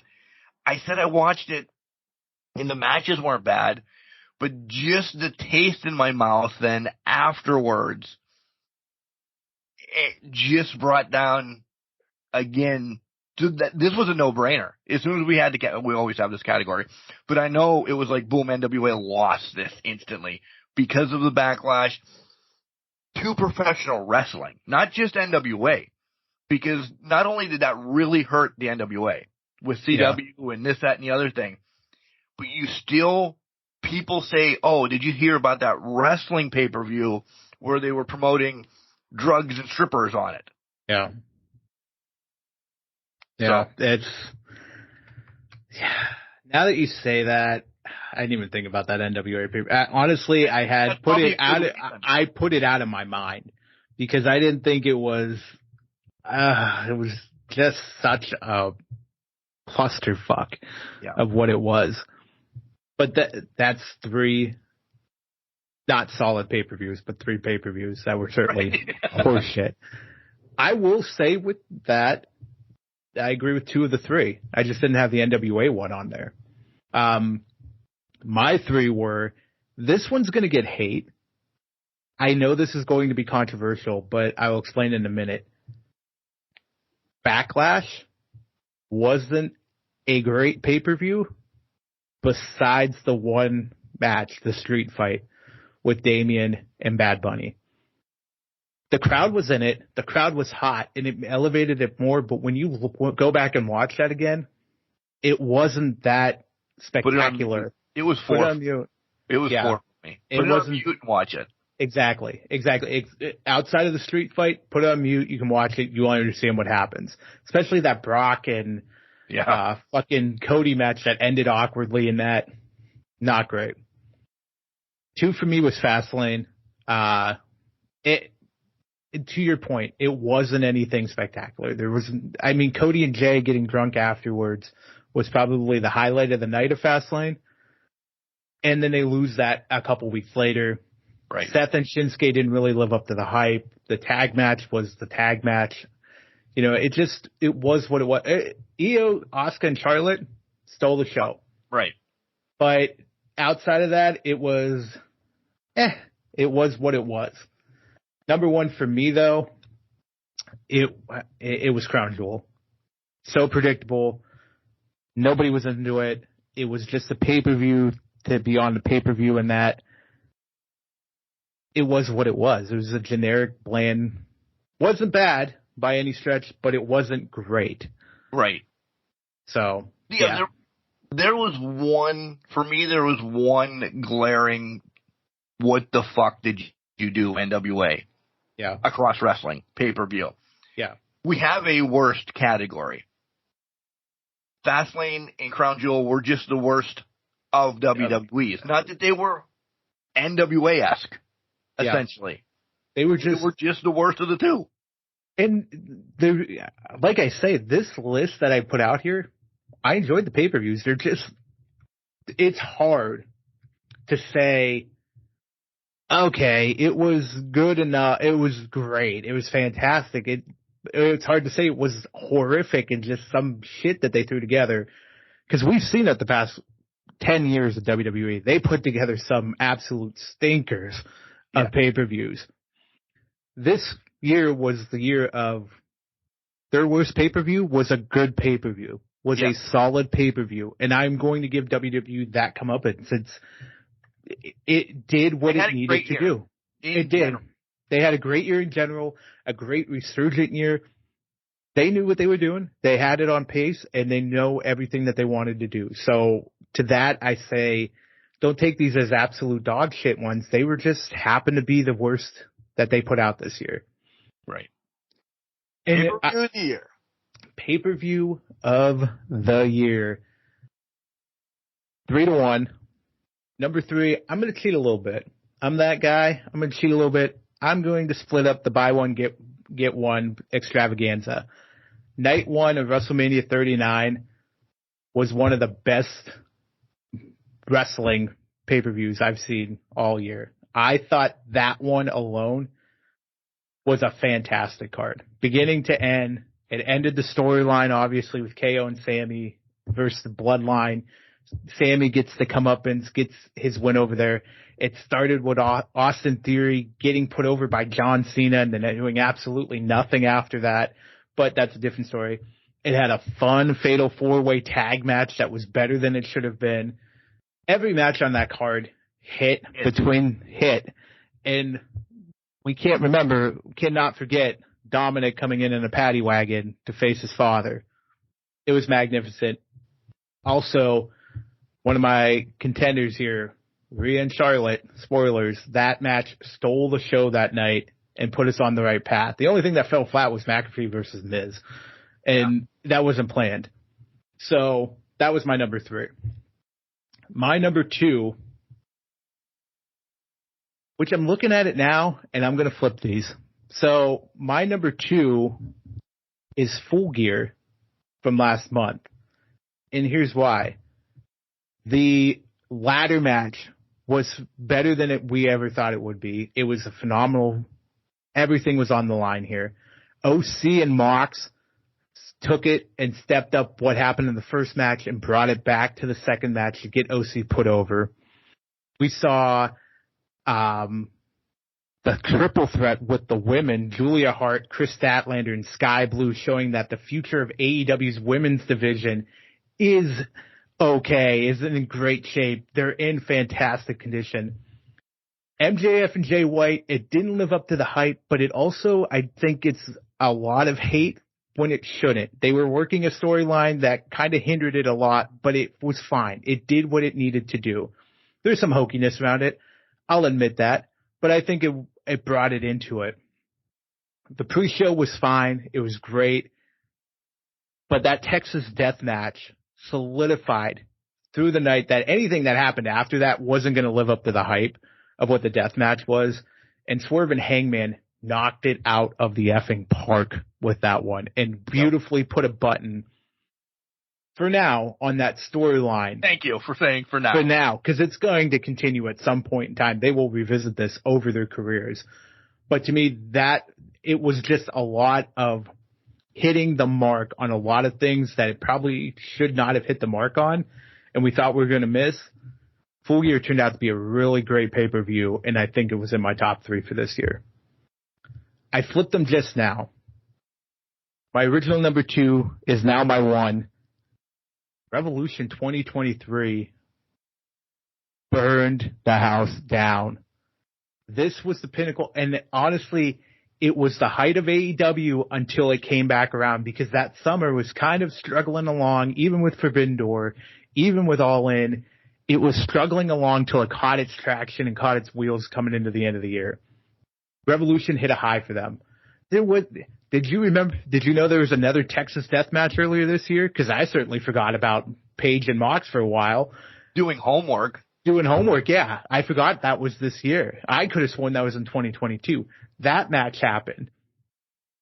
But then you have the 6-man tag between the House of Black and the Elite, which they tore down the house. There was so many great matches that kind of check the box against it. And then the Iron Man match that took up an hour of the programming, went to sudden death. It didn't take up an hour programming. It didn't. They say an hour 5. Yeah, 30 seconds. Well, I'm saying, yeah. But yeah, I know. It felt like it was 30 seconds because they told the story exactly how you would want it to be told. MJF proved that he could professional wrestle with the best of them. Yep. Danielson proved he could still wrestle. And even though now that we know he's on the tail end of his career and the sunset's coming, this was a beautiful encapsulation of what he could do. Not a lot of the matches missed on this card. So for me, Revolution took the top spot as pay-per-view of the year. We're fucking close on this. This is the one that if I figured we would actually hit on, we would hit on. Yeah. Full Gear was 3 from. I'm not going to regurgitate what you said. Yeah. Full Gear was 3 for me for the same reasons. I took a little bit off of because of the MJF and Jay White thing. Very hokey, whatever. So it dropped. Mania 1 was 2 for me because of one of the matches. Listen, we're going to give it away. That you mentioned is a match of the year. And exactly. We said Revolution stole the show the week after, that it was going to be hard pressed for anybody to get on that level, including themselves, AEW. We're like, but they always outshine themselves. Forbidden Door was supposed to be magical this year. I don't know if Forbidden Door is 4 or 5 for me. It didn't hit. It didn't hit at all for me. It did not. There was nothing of significance. Not for Bayley either. Hated it too. There was nothing of significance that really came out of Forbidden Door. Yeah, Jack Perry turned heel, but that was about it. I mean, there was nothing crazy that it was helping it. Yeah. So I knew if anything we were going to hit on this list. I didn't know how you would put Mania 1. Because listen, the AEWs we gush over all the time. I just didn't know if you were going to give Mania 1 what they really deserve. That was Mania. Night 2, not that it was bad, but when you compare it to Night 1, there's no. To me, Mania 1 never slipped out of the top 3 conversation. And to be honest, outside of Full Gear, it could have fluctuated anyway for the majority of this year. But when Full Gear happened to me, it was like, that had me on the edge of my seat. That had me, there's certain matches in there that really drove home what I wanted it from. But Night 1 and Revolution were the pinnacle of this year because there was a lot of storylines we thought paying off at that time. Some get extended for another year through hard times. All right. We're coming up here. So let's jump to underrated and overrated of the year. Let's go Let's go underrated. Oh, underrated first? Okay. You want to go overrated? You can go No, overrated. Let's do under. These are probably the same as last year for me because I still don't think number one is still – it's in the mix. Hold on. All right. Chad Gable is still just not – listen, he's number 3 for me. Yeah. He had a great run with Gunther. Probably should have been. He had the hottest time in his career. That would have been amazing for him to, take off Gunther and win that title. Now he's back down to being jokish and everything. I really want him out of a faction. I really want him to run as Kurt Angle's son. Yeah. Motherfucker. Can we bring that back? Just admit that you were wrong and you got the paternity test switched. Right. They could do that on 1 week and be done with it. They could. As soon as Raw goes to Pittsburgh, toed out Kurt Angle and says, hey, I will always have him on my list until he fucking gets there because I don't care what anybody says. Wardlow's number 2. God, you fucking underused him so bad this year, Tony Khan, and I hope this is piped right into your ears. You fucking blew it. And in a bold prediction, if he bails, I'm not saying it is or not, I wouldn't blame him at this point. Yeah. Because you shit on him so much this year. They've failed him, not only this year, but years previously. Since 2022, when he broke away from MJF, he's been criminally not used properly. He's a talent above all else. And everybody's going to be like, what? You guys are just talking so much about him, how much you love him. Swerve is still underrated. Still so much. As much as we're gushing on him.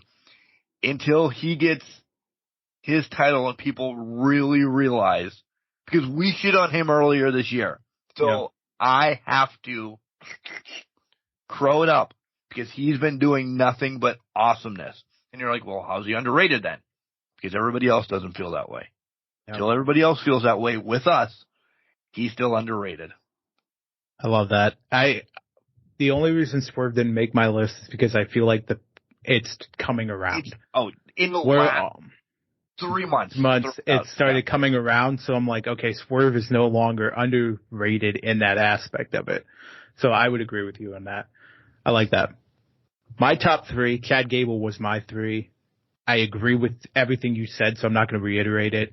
Just get him in his own thing. Let him cook. Let Gable cook. 2, despite his current run at Gunther, The Miz has been criminally underrated. And I think it's because, to me, this run with Gunther has proved you should have been using him like this for a long time now.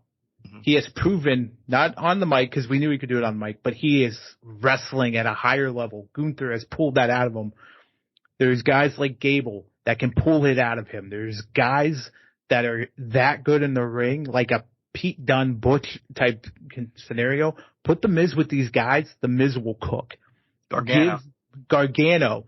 He could definitely kick it off with Gargano. I know him and Ciampa had something earlier this year, but give them time to cook on a pay-per-view. Let them do their thing. Don't hinder the wrestling. Let them wrestle. You're going to see tremendous results, and you're going to have The Miz for the long. You're going to have The Miz anyways, but utilize him. Right. My number one, despite her program that just ended at Final Battle, well, it's still going on, but just ended, Billy Starks is still underrated to me.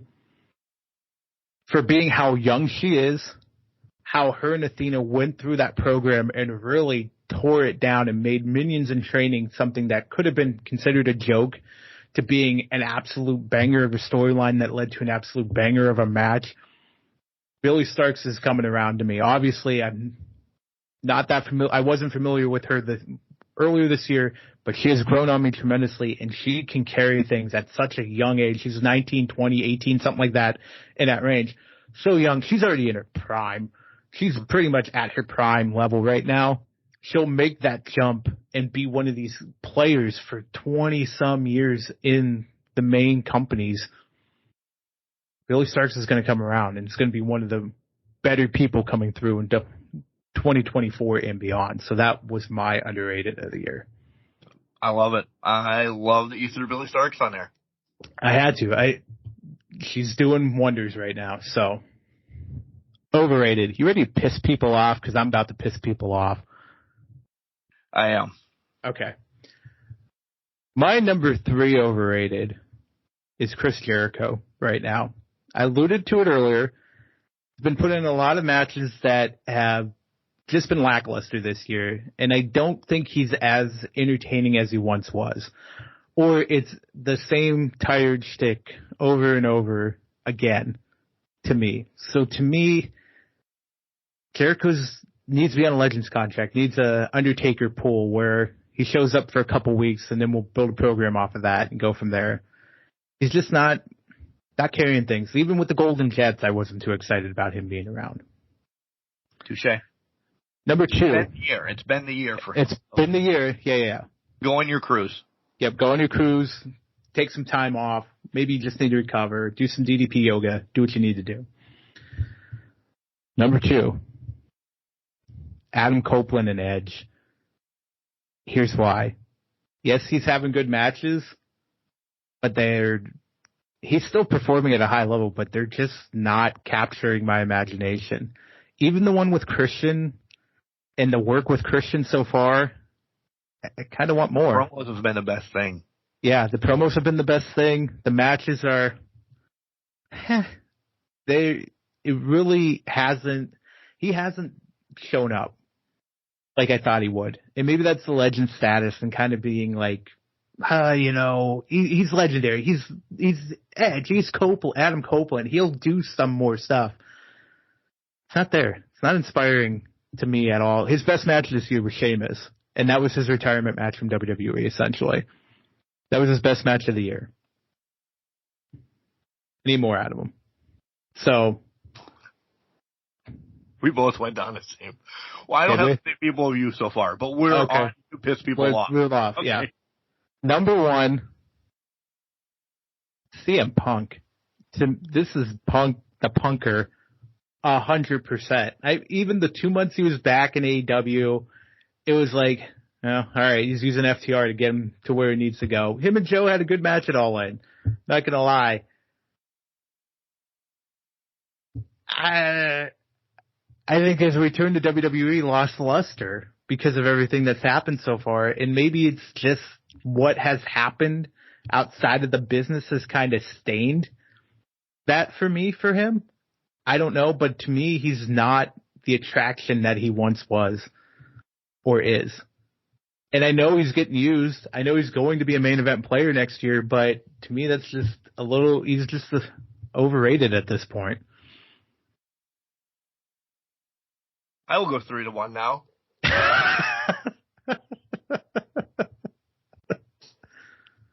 This man was the first wrestling tattoo that I got. I loved his old stuff.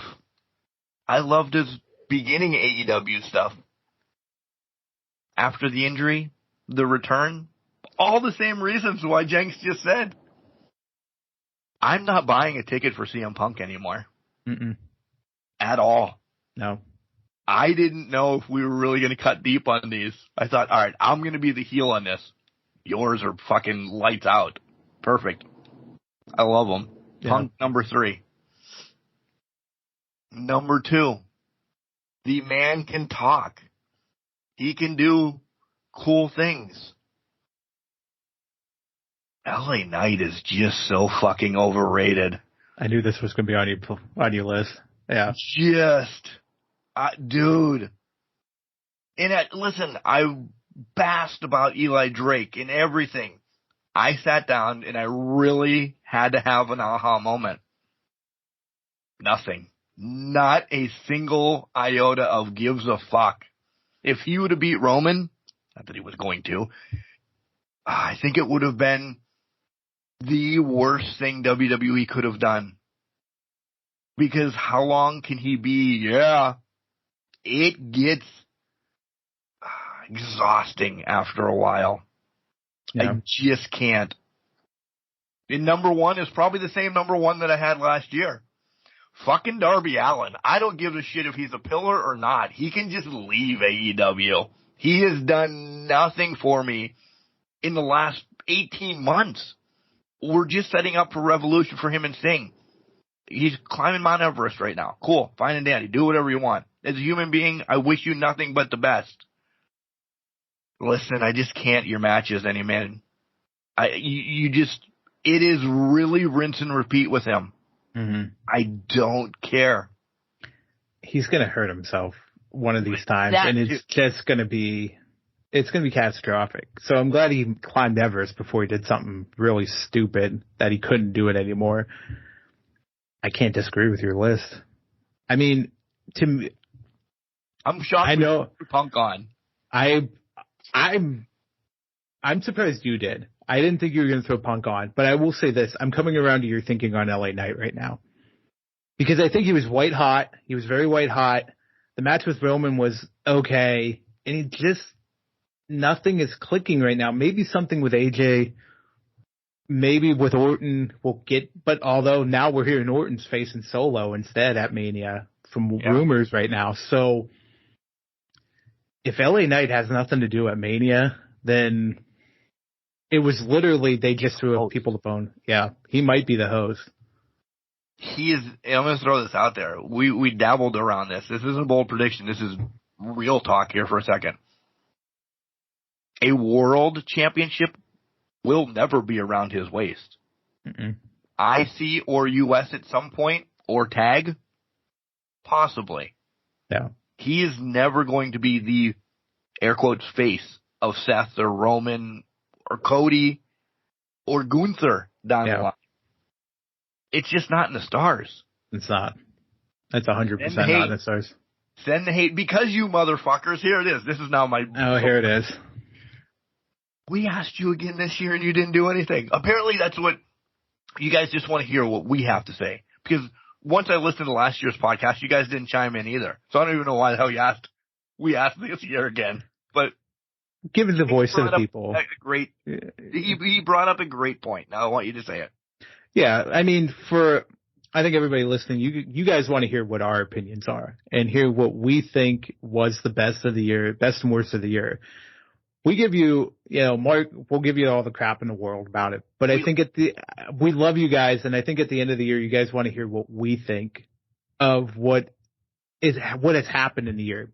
Because we're a couple of dumb idiots from the west side of Pennsylvania. Stupid idiots from the west side of Pennsylvania that have made lists across the world. So I think that possibly is why. We'll give you the opportunity to talk and bring it up and do what you guys want to do, but if you guys just want to hear us, then that's fine. That's perfectly fine. We'll talk. We talk to each other anyways. We're just giving our opinions here. So, but if we get the hate mail over the most overrated, I'd love to hear this, because it doesn't even have to be hate mail. It just be question us, push back on us. Why do you think we're wrong?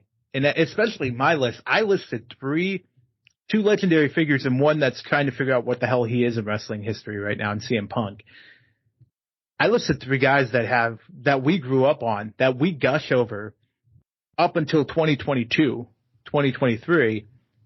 They've just been overrated. So what is it? Do you have an opinion on that? Let me know. Yeah. Just push it back. Let me know about LA Knight and Darby. Essentially, let me know really what I'm missing. Yeah. All right. Let's go. Before we get into the meat of this, let's do the return of the year. Let's knock this out. Go for it. Okay. Number 3 for me. I'm going to do these quick. Number 3 for me was Taker with LA Knight and Bray on that random Raw last January. I think that was setting up something. Yeah. And it's Bray really tugging my hearts when I was doing lists and everything this year. Yeah. I think that was a moment. I really think that was a special moment, just to have Bray and Undertaker lock eyes and then LA Knight get his ass kicked. Yeah. 2 for me, Kairi Sane. Oh, yeah. Kairi Sane returning. Awesome. In 1, just for his presence, I think Randy's is definitely the return of the year for me. That's fair. That's 100% fair. All right, 3-1. I did have Taker with Bray and LA Knight because I thought that was special. Will agree with you, but mine's number 2. Randy Orton coming back. It's something to behold, and it was great to see him after, 18, 20 months of being out. On the shelf, yeah. It was fantastic. Could did a little bit better, but, hey, whatever. My number 1. Snoop Dogg. No.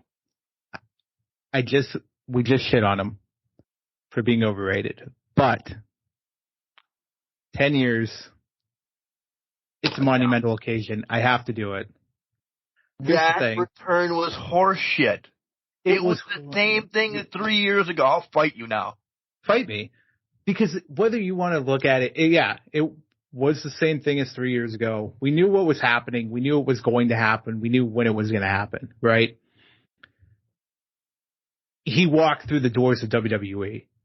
Right. Hell froze over. That is literally, even though I think he's been very overrated this year and just overhyped to the extreme, I can't sit back and say it didn't mean anything.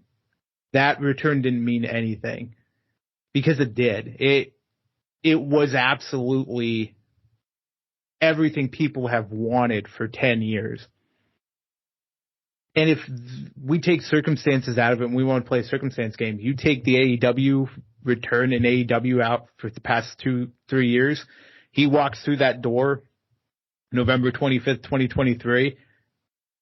We're crying. We're losing our minds. There's so much drama that followed him that for you and I, the return was what it was. But to me, it's such a monumental thing outside of that I had to look larger than myself to kind of say, this means more to the industry than just what our opinion is. And I know this is supposed to be what we think is the biggest thing. That kind of gets superseded in that regard. Putting it in that perspective of the people that only, and I'm not knocking you, so don't hate me, not you or the people that only watch the WWE universe, have really never dabbled with AEW. Yes, that is, they had no idea that CM Punk was grilling outside on a Sunday when we know that he was a Blackhawks game or whatever. Yeah. So they didn't know. And I imagine for them, it was unbelievable. I took it the other way. Yeah, no, that's fair. Regurgitated what has happened. Again, I love him. I really do. He's on the wall. He's fucking tattooed on me. He only did a promo so far. Yeah. So there's not a return yet, so to speak. He did wrestle Dom, but it wasn't on a big show. I mean, it was the Madison Square Garden show, so that's take that for what. Yeah. So to me, all right, he's back. He's in the company. We'll see what he does afterwards. But to me, that had to be considered. That's something that's not going to happen ever again. Right. No, I agree. I agree. I understand what you're doing, so that's fine. But that to me is what kind of drove that to me. All right. Should we do match of the year? We have 4 categories for match of the year. So we have match of the year, we have spectacle of the year, we have tag team match of the year, we have women's match of the year. So yeah. So let's do tag team first. You want to go tag team? Let's do tag team. Okay. You go first. Right. I'll go first. My 3 were Usos versus Bloodline at Money in the Bank. I thought that them finally getting that final fall, somebody finally pinning Roman to the mat, that was monumental. It brought the house down. That made Money in the Bank worth it to me. Like, that was such a big moment in the past 3 years. The way they beautifully constructed that match, down to the last details of the low blow between the legs on Roman, to the kicks, to the splash, to the pin, with Jay doing it. That was number 3. That hit number 3 for me. Number 2 for me was the Usos versus KO and Sammy at WrestleMania 39. Night 1, the main event. Emotions. We might. I think you know where I'm going with this last one. But The audience probably knows where I'm going with this last one too, but we'll get there when we get there.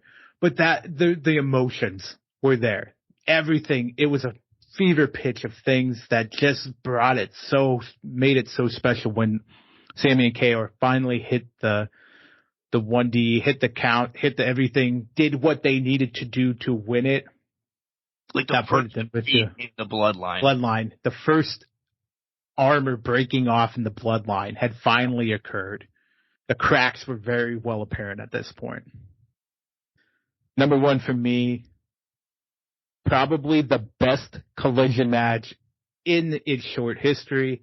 2 out of 3 falls. FTR versus Bullet Club Gold. Really, I think, brought to light how good Jay White actually is. And honestly, how good Juice Robinson is. He was kind of flirting with that underrated toe line there. Craziness and all that stuff. Beautifully told story. Beautiful 58-minute 2 out of 3 falls match in Calgary Stampede country in front of one of the hardest crowds in the world to get anything out of. Masterpiece theater from that perspective in tag team wrestling. I echo his list completely because, and this is no knock at anybody who's had a tag team match this year, these were the most story-driven tag teams. That's why they resonate with us. Mm-hmm. There's been good matches between when it was Aussie Open and in the box. And there's been good matches. They were just TV matches or, oh shit, we have to put them in a pay-per-view match that didn't have a meat and potatoes behind it. Right. 2 of the 3 are bloodline matches. Yeah. If FTR and Bullet Club don't have this little bit of a story, one of the, probably KO and Sammy. To me, I fluctuated all year of if Sammy and KO getting that crack was in actual match of the year. Yeah. For everything, the whole conglomerate. And then FTR and Bullet Club just said, this is tag team wrestling. This is what tag team wrestling is about. So, yeah. Echo the list, everything that he said. Kind of I don't want to say lackluster category this year. But besides these 3, there weren't stories. But I think to what you were saying earlier, these 3 were so elevated by the stories and where they are. There really wasn't a competition underneath it. No. Now, saying that and hearing, we knew Aussie Open was destined for greatness before the injury, where they would have fought the Bucks, they would have fought FTR again. There was going to be a lot more to it. They probably would have had something on this list, but circumstances happen, and now Kyle Fletcher's living his best life. A lot of tag team injuries in AEW. Yeah. Both Luchas were down at some point, 1-1. The Bucks were down. Aussie Open's down. It kind of hurt. People were dropping, and 2023 was the year the injury bug really took a hold of a lot of the companies that were involved in this. So, all right, you want to do Spectacle of the Year? Yeah, because we already know what our spectacle. So what's it's 3 and 2. We don't know what it is. Yeah, exactly. So you go ahead and go first on this one. 3 and 2, and we probably took this differently because we already knew number 1. Yeah. So 3 for me is Logan Paul and Ricochet. Both of their moments, good and or bad. Yeah. The Rumble collision fucking blew our minds when they collided in air. We're like, these 2 idiots, we need more of this. Yeah. Well, then we got the Money in the Bank, and we saw that debacle. We're like, these 2 idiots shouldn't be doing this anymore. Yeah. So they took number 3. That's fair. Number 2 to me was the Women's War Games match. Okay.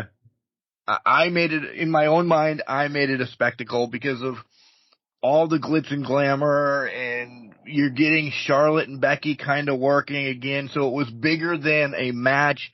And then EO just fucking jumping off in a garbage can again. It became more of a spectacle for me, and it still had story involved. Yeah. Yeah. Listen, we don't even need to beat this one down. We don't need to beat this down. You've heard us gush like blood out of a forehead. 4 months. Number 1 is Swerve and Hangman. Yeah. Done, over with. That's my number 1. Spoilers. You guys do this. This was spoiled after Full Gear. The day after Full Gear. The day after Full Gear. My 2 and 3 took a different approach. Didn't have your 2 on here. Like you said, there was going to be a different approach. My number 3 on this was the street fight between Bad Bunny and Damian Priest. I thought this was a great spectacle. The crowd, obviously pro Bunny, singing his song, everything about it. Bad Bunny can wrestle. We've come to understand that. It was fantastic. Number 2 for me, this might be cheating, but I did it anyways. The strap match between Danielson and Starks was one of the best matches of the year, but I didn't know how to categorize it. Let's put it that way. I was going to put it on this list as well. Yeah. That's why I had a fight to put Ricochet and Logan Paul on. I get why you chose Ricochet and Logan Paul, but to me, this match was so good. It was only a strap match, so I could classify it in the men's match, but there's so many good candidates there that I'm like, it's not making that. It can't make that list. It was going to win spectacle until the spectacle of all spectacles happened. That it's such a good Texas death match, great Texas death match. It made us forget that Mox was in one earlier this year against Hangman Page. Yeah. This one was so story-driven, so meat and potatoes. Page and Swerve were winning that. But, yeah, that was my 3 because I had to put that strap match somewhere in this whole thing. I fought for the longest time, and I thought since it was, and there's no knock to the women, I thought it's a spectacle match. Yeah. And I thought they needed their props, but I was like, man, I really want Danielson Starks on this list somewhere. Because, listen, match of the year, it's rough to get them on the match of the year with at least my 3.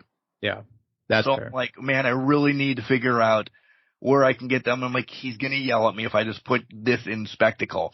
Where at least I can say, hey, the War Games is a spectacle match, like the Royal Rumble is a spectacle match. And then Ricochet and Logan doing their own thing. Their 2 spots were spectacles. They were absolutely spectacles. Over-the-top spectacles that I don't know why these idiots think they would need to do it. One should have happened because it was safe.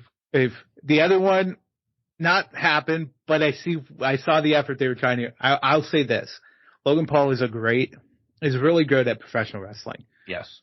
Had he been more experienced, I think they hit that spot cleanly. I do too.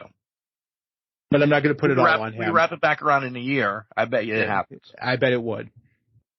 All right, let's go women's match of the year. I think it's my turn, right? Sure. Fine? All right. So these past 2 categories, I'm putting a match on here from a worst pay-per-view of the year candidate. I'm putting him on here. I went Io, Asuka, and Charlotte, the triple threat match. I really enjoyed that match because I wasn't sure if Charlotte was walking out of there with the title. I didn't know what was going to happen with Asuka, the Io Asuka. This was right before everything transpired and Asuka joined Damage Control, Io has proven to be and was floating with the most underrated title because she has been she's had a better title reign than Rhea Ripley in so short of time. Better opponents than that. I'm going to be honest with you. Now, when we get to the women's, I'll explain through that. But to me, Io has had a lot better title reign, and I think it's because of the talent involved in it that has helped elevated her, because I thought she was going to lose it several times over the past 4 months or whatever it was. So that was number 3. 2 and 1. They're neck and neck, but 1 still holds true to me. So number 2, the TBS title match from Full Gear, Julia Hart, Chris Statlander, and Sky Blue was way better than I think anybody thought it would be. It proved the women of AEW, the division is in a phenomenal state, especially when you have 2 people like Hayter and Britt coming back. This match showcased that the future is bright for AEW women's division, and people can stop complaining about them not having a place or the division being weak. However, my number 1 is from the number 1 night of WrestleMania, It's Rhea and Charlotte by far. They ran with this award for me in April, and they never looked back. The TBS title match sniffed it, was there, but Rhea and Charlotte were two consummate professionals that outshined anything that has been done for women's wrestling this year. And they made us forget about that WrestleMania 36 match that they had 3 years ago. That was by far the best match from the women this year. AEW has booked women better. Remember that sign earlier this year? Mm-hmm. That stuck with me a little bit. Yeah. Okay? So it really stuck with me even doing my 3. And I hate that because you know how I love them, I praise them. Yep. So I cheated. Uh-oh. At number 3, I have a tie. Oh, okay. I have that TBS title match that you just said. All those same reasons. And I threw Starks and Athena in because. Yeah. Because listen, Athena's been running ROH. She's done what she needed to do. If she's the leader there, / trainer, / helping, / breaking the wall down for a second, doing whatever she's doing with those young women in ROH, the Lady Frost, the Diamantes, the Mercedes and everything. I put these two matches together because you do see the future with Statlander. I understand everybody's like, well, she's been around. Yeah, but she's a future heavyweight champion. Yeah. You see Julia, you see Sky, and you see Billy being that next TBS. I know Julia is right. Thank you, Bailey. I know you see Julia as the champ now, but those 3, interchange them with this TBS title. There is stories to be written there. Do I have them written down yet? No.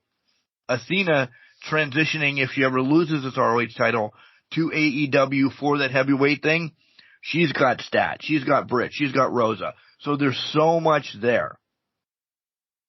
To my point, though, there's sometimes that book better women's matches stuck in my head earlier on in this year. So you're going to be surprised of my number 2. Okay. Becky and Trish in the cage at Payback. That was the best match of Payback. After you watch that, you should have turned Payback off. Right? I mean, it was... Right. Yeah. No, you're absolutely right. Yeah. So I had to give Becky, because... spoiling some, Becky has done a shit ton this year. So Becky and Strat was also being considered at No Mercy to be on my list because of what she did down there. But you're right. Listen, number 1 match of the year for the women was over. Nobody was touching this. And it's because of the glimmer, the smile, in the nod. Charlotte knew as she's sitting outside what she did for the women in WWE. We'll talk more about Rhea here in a minute, but that match, head and shoulders. Yeah. About anything. I completely agree. It was a beautiful story. It did everything it needed to do. It showcased the women the best they could. And we didn't hate that Charlotte came back later in the year. Not at all. Not at all. So, all right. Match of the year. I focus this one on the men because there's just so many good matches of the year. I believe the floor is yours on this one. It is. Yeah. 1 and 2 were easy for me. Honestly, 1 and 2 were easy for me. Yeah. 3, again, I needed to get somebody in this because what he has done all year. Was it going to be the strap match? Was it going to be this match? Was it going to be anything that he's just done in the tournament? But I went back and I'm like, I really love this match. Danielson Sabre Jr. But the strap match could be in it as well. Anything that he just did with any match that Danielson has had this year, to me, quite possibly could have been in the top 3. Yeah. Number 2. the triple threat at Mania between Sheamus, Drew, and Gunther. Okay. It was just, we don't get enough good big men beating the fuck out of each other. Mm-hmm. And this was great. Number one was a two-part. It's Omega and Ospreay. Yeah. Pick whatever one you want. That's why I'm saying it's a two-part. Yeah. That was easy. The number one. Oh, 100%. That was my number Spoiler. one. Yeah, spoiler. Ospreay Omega tore everything apart and ripped it down. It far and away the best matches that produces both here. of them. Yeah. Yes. I didn't want to put them on separately. Yeah. What I will say to you, your 2 and 3 were my 4 and 5 in that regard. I had to give some props. So my number 3, because of the emotions and the everything that we had seen up to that point, I have not this year sat on the edge of my seat like I did, besides Ospreay and Omega, for Sami Zayn versus Roman Reigns. The emotions that made me feel, That was 4. Yeah. that it had to be there. It just had to be there because there was so much emotions. Like if Sammy would have won, even for like a split second, we knew it wasn't going to happen. But even if he had won, I think I would have cried. I think everybody would have cried because it was so, the way they did that, the way the Bloodline story played out, it was chef's kiss. It was the best thing WWE's done in years. We've said it. We've beaten it ad nauseum. 2 for me, I was in the same boat with Danielson. I was in Sabre Jr. Is that it? Do I go to the Continental Classic and start pulling Kingston and Danielson and Erie, or them fucking fighting in Florida on Wednesday night? Excuse me. I had to go with the main event of Revolution, the Iron Man match, because I think MJF needed the props as well. We talked about it. It felt like 30 seconds, but it was in reality an hour and 5 minutes with sudden death overtime. They did phenomenal in that match. I had to give both the recognition that they deserve because MJF established himself as a professional wrestler in that match, and that's what they needed it to be. That was my 3-2, obviously 1. Ospreay Omega, pick whichever fever pitch you want, sit with it, melt with it, because that's the match you're going to continue to watch. These matches are ones that you continue to go back to. It's every year. Steamboat, it's Steamboat Macho. It's all of those. All of them. And that's what makes Kenny Omega the best in the world, bar none. Does that mean he makes my Wrestler of the Year list? We'll find out later on, but we'll find out. With that being said, though, let's transition into our tag teams, our women's and male Wrestlers of the Year. Probably should start with the tag team of the year. Okay, I'll go first. Let me find it on my list. All right. Oh, okay. Tag team of the year. I don't like them. Let me say that. I shit on them week in and week out. But they've driven a story. They're not going to be a tag team much longer. They've been champs a couple times. They're pretty dominant. It's Finn and Priest at number 3 for me. As much as I'm like, I'm not, but I need to give them their comeuppance. They've done what they're written to do. Each week, they get hate from me. They do it. Number 2 is KO and Sammy. Because of what they did at the beginning of the year. I know they weren't long, and they had to break them up because they were getting so much love, and yada, yada, yada, yada, yada. You've heard it all year. But then we get down to tag team. And I'm sure you're going to echo this. Titles have dropped. Titles have gone. They've sniffed this. They sniffed that. There's been an injury. But they essentially are what a tag team is. They are the Road Warriors. They are the Midnight Express. They are the Rock and Roll Express. They are those tag teams, the Hart Foundation, that we all remember. They are now top 5 overall tag team ever. We'll have a list like that someday down the line. Tag team of the year again is FTR. Hands fucking down. For everything they've done. Wins, losses, indifferent promos. They don't even need titles. They don't need the title. They have surpassed the titles, and that's what makes a tag team legendary. Is you surpass the titles, but you're still you must watch TV, even though the titles aren't involved. So spoilers. Yep. That's number 1. Number 3 for me, I'm going to give a little bit of credit before their injury. I got to give Aussie Open some love here. Aussie Open was dominating. I thought it was weird that they didn't win the ROH tag titles from Cole and MJF, but you know what? Story has come about. It's looked more dominant. It makes more sense now. So I give Aussie Open that 3rd spot. And now that we're seeing Kyle Fletcher break out of his shell and become more with the World ROH TV title, further cements that for me, that there was so much talent on that team that they could make that work. Touche. 2 and 1, same for me. I'm not even going to reiterate. KO and Sammy was 2 for me. The emotional ride they brought forth, what they did throughout the year, the summer with the tag titles. Love them. You all know I'm an FTR fan, dire, but this was as much a surprise as Swerve and Hangman. Right? Done what they needed to do.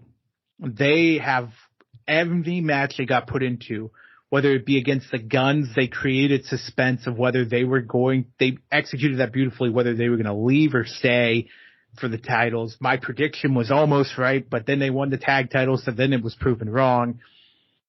To everything they did with Bullet Club Gold, to this, to that, you just name it, list it, whatever you want to do with it. FTR stood to the occasion, and they have surpassed what a tag team should be. And yes, Young Bucks, they are better than you. By far. In more ways than one. So. 2 categories left. Are you there? Can you not hear me? I can now. Sorry. Okay. It went away. I was like, what's going on here? Okay. 2 categories left. Female of the year, male of the year. Yep. You ready for this? I am. All right. So, we'll go female of the year. All right. Number 3 for me, I'm going to give it to Julia Hart. She has stepped up and been far and away one of the better women. She has done it. She has proven that she is one of the best out there and one of the best in the world right now. And I know you're all like, what are you talking about? She's 22. She's having stellar matches. She's carrying programs. She has set up a fucking program with Abaddon, who we love on this podcast, but nobody else really seems to give a light to. She has set up something that we're like, this could be good. Yeah. Let's fucking go. So to me, she's number 3 on my list. 2 on my list, you kind of hinted at it before. I got to put the man, Becky Lynch, on this list because she's done so much this year. She's doing so much this year, whether it's going down to NXT and fighting the NXT women and elevating Tiffany Stratton and those women down there to be at a better level, or whether it's fighting Trish Stratus and bringing her through a steel cage match that actually was very good. Mark is a proponent of Trish isn't that great. She's not that good of a wrestler. You don't believe that, yet they had one of the better matches of the year for the women inside a steel cage, and I think that's because of Becky, and that's the talent. We're going to get something out of Nia Jax here in the upcoming year that's going to be better than what she's ever done before. Yep. Because of Becky Lynch. Becky Lynch is that linchpin, and that's why we're clamoring and figuring she's going to be fighting for the title at WrestleMania against Rhea Ripley when the time comes. So I put Becky at 2. My number one, I think, surprises people. It'll be a shock. Be awe. It'll be out of this world. Alien-esque, if you will. I put Chris Statlander at number one. Wow. Yeah. Here's why. I think when you look at the grand scheme of everything that's happening in AEW right now in the women's division, the constant since she's come back at Double or Nothing has been Chris Statlander has carried that division, has made that division its own.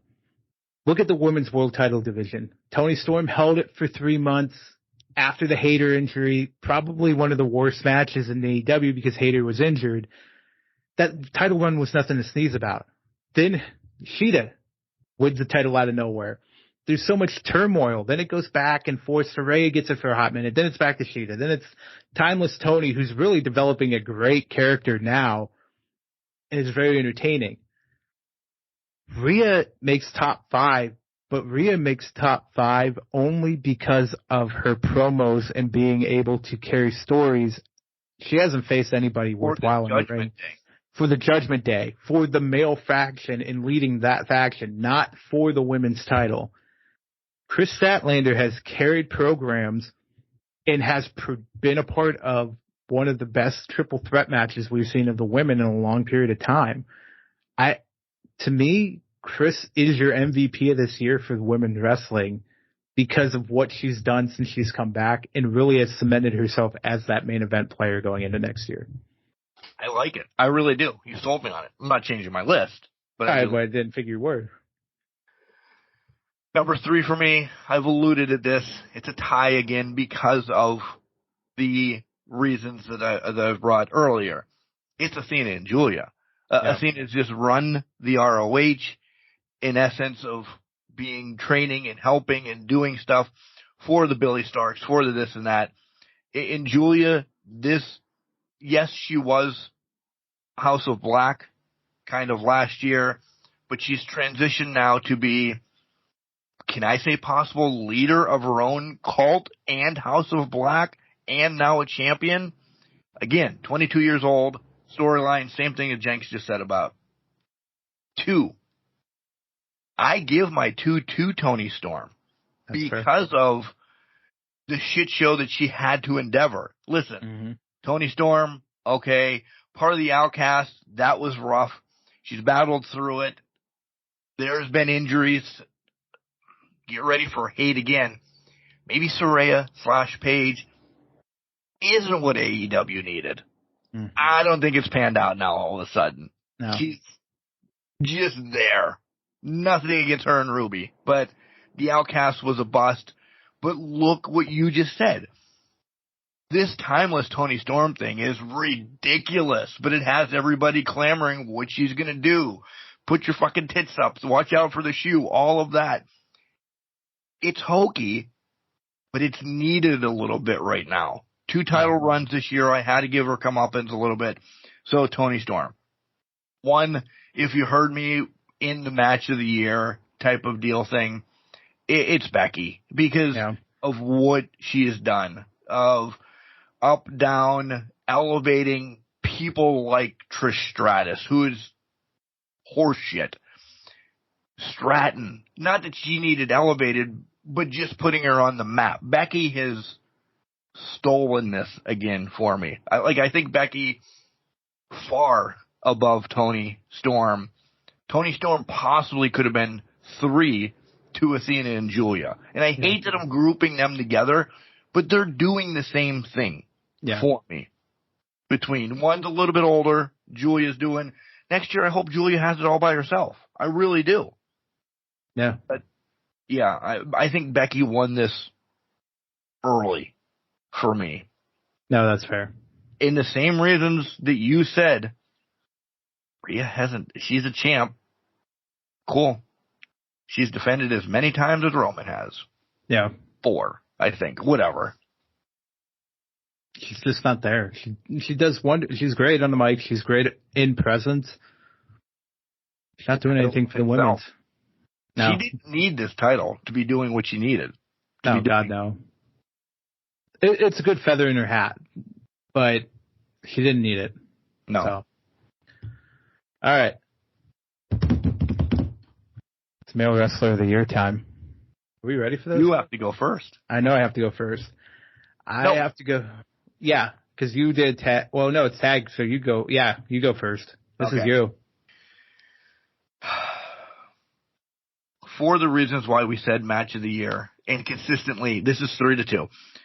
For everything he's done. Yes, now on the shelf, we don't know when we're going to see him. He is a fucking presence. He shows up on Dynamite to walk around. You want to see what Kenny Omega's doing. Yeah. Yeah. I cheated in this one again, by the way. That's fair. That's fair.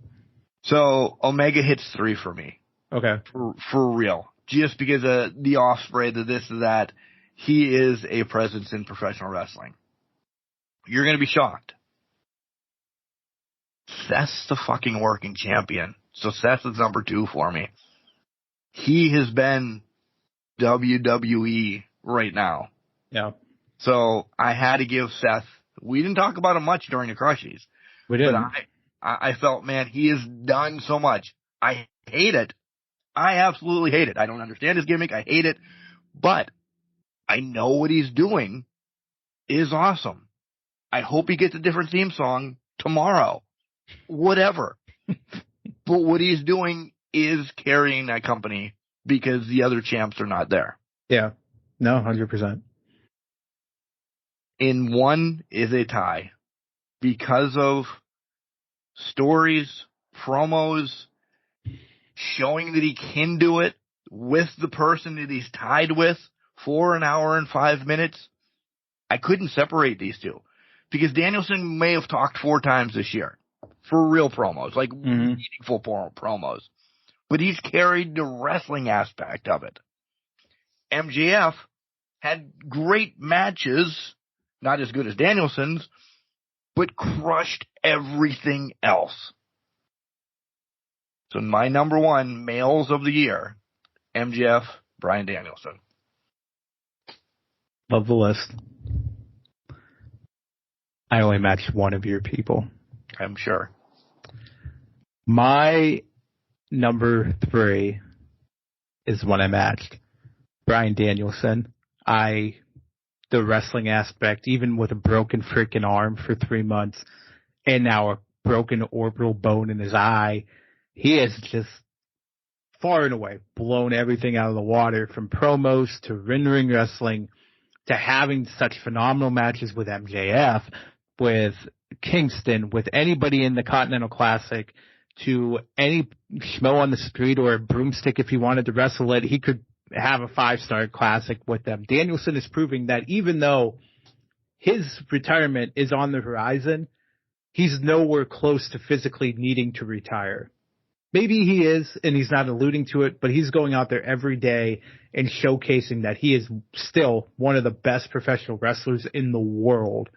And I hope when PWI does their bullshit 500 list next year, they recognize Danielson in that regard. Number 2 to me, as you alluded around this earlier about what he's been doing and how he's improved so much over the year. But Swerve Strickland, to me, week in and week out, is having the absolute best matches on any card he's on, whether it be bleeding and getting his blood drank by Adam Page on Full Gear, to fucking fighting Keith Lee, which I'm sure is going to be a banger tonight when you watch it, to just fighting in the Continental Classic against the likes of Jay White, holding his own against Mox. Anybody in that classic tournament, Swerve Strickland has proven he is the best, and that swerving when you drive is not just a dance craze at this point in time for Nana. Swerve is number 2. Number 1 for me, you picked the flip side of the coin. I'm going to pick the other side. It's Will Ospreay. Will has gone out. He elevated. I shit on Jericho a lot in the Crushies here so far, but he elevated that match for Jericho to be better than it probably should have been based on the history with it. Ospreay and Omega killed it. Ospreay and Bayley killed it. Ospreay and any fucking person he steps in the ring with kills it. That's why when Will Ospreay signed with AEW, everybody in their collective bargaining, whatever you want to call it, lost their shit and loves it. Because now we're going to get that week in and week out, bruv. So, I probably didn't use that right, but whatever. Ospreay, number one. I love it. You're right. Yeah, you're right. You're completely right. Hey, great lists. I really loved it. This is in my head now, and I actually have it written down.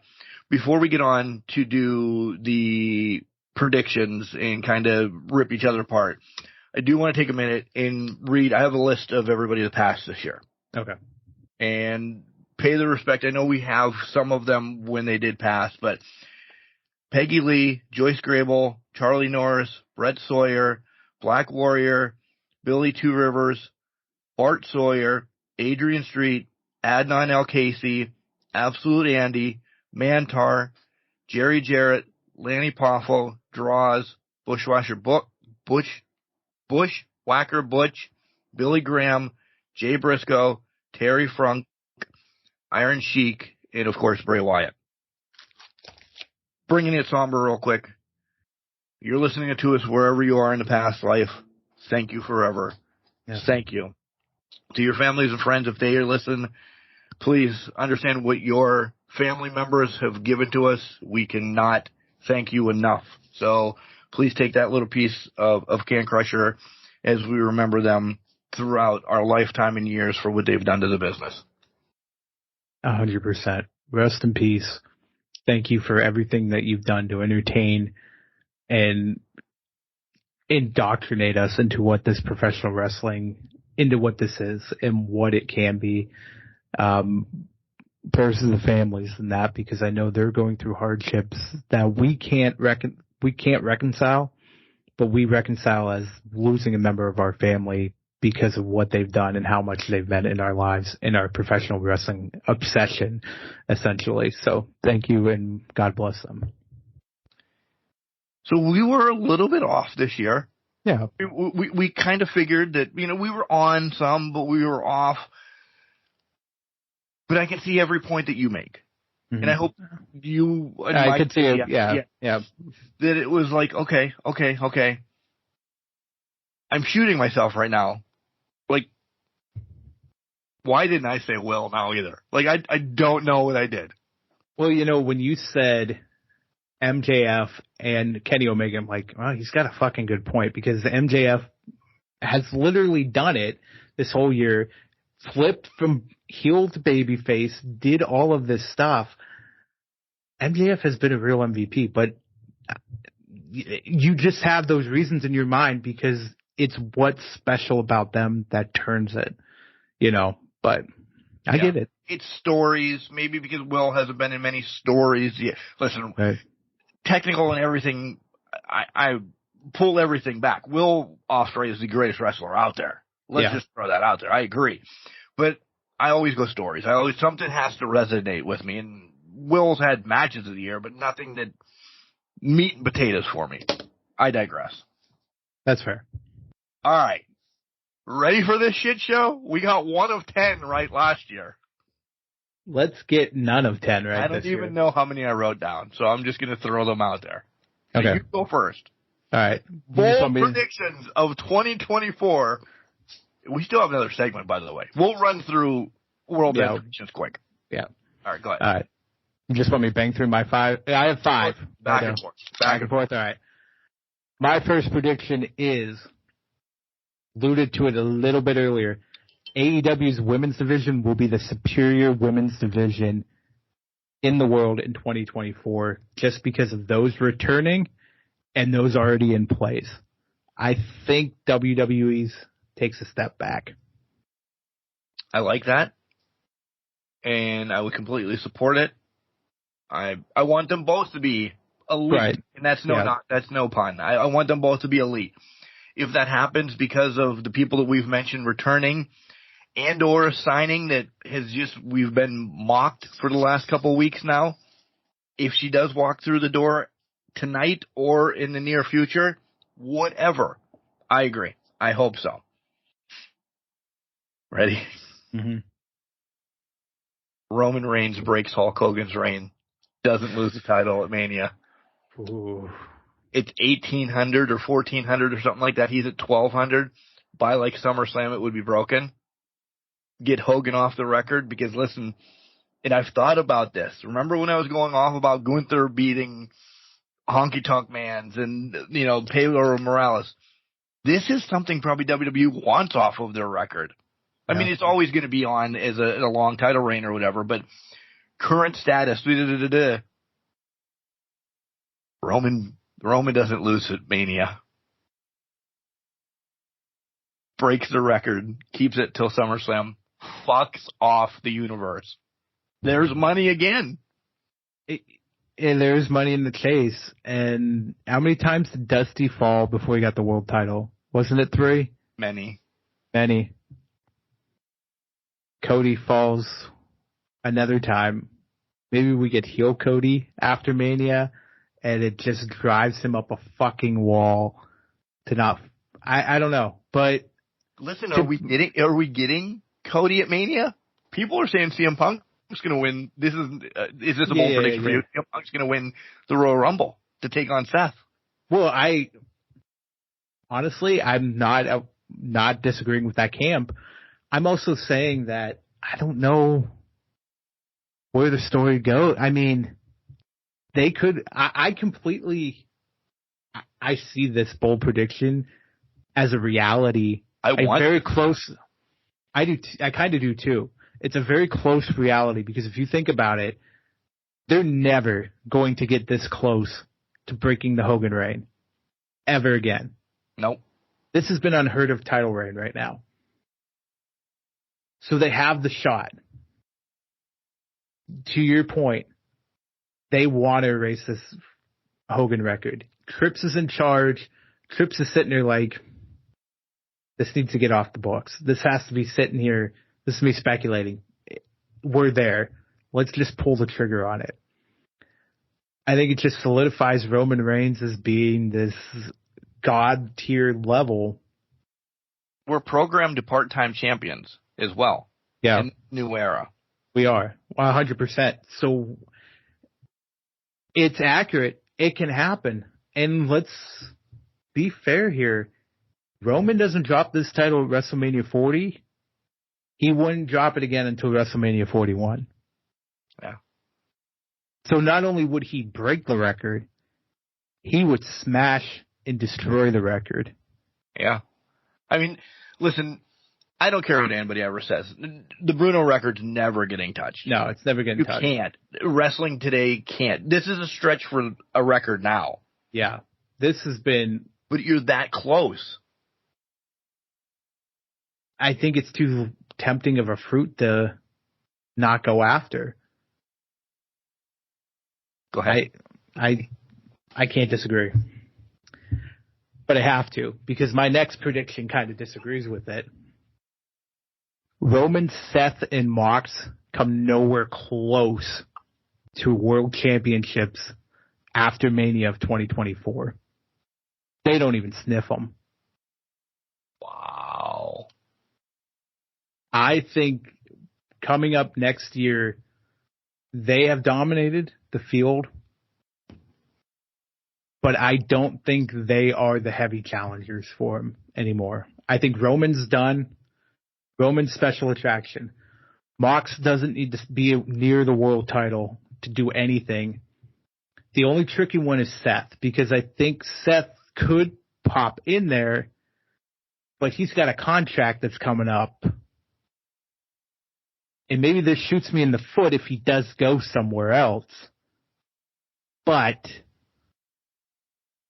I don't think they sniff world championships. Roman, yeah, once he loses, he's already an attraction. But he is definitely an attraction. Maybe Brock is sailing away and Roman takes over 4 matches. I mean, Roman gets 6 matches a year. He trims it down to 4 or 3 or whatever. So Roman doesn't need ever to be around a title again in his career.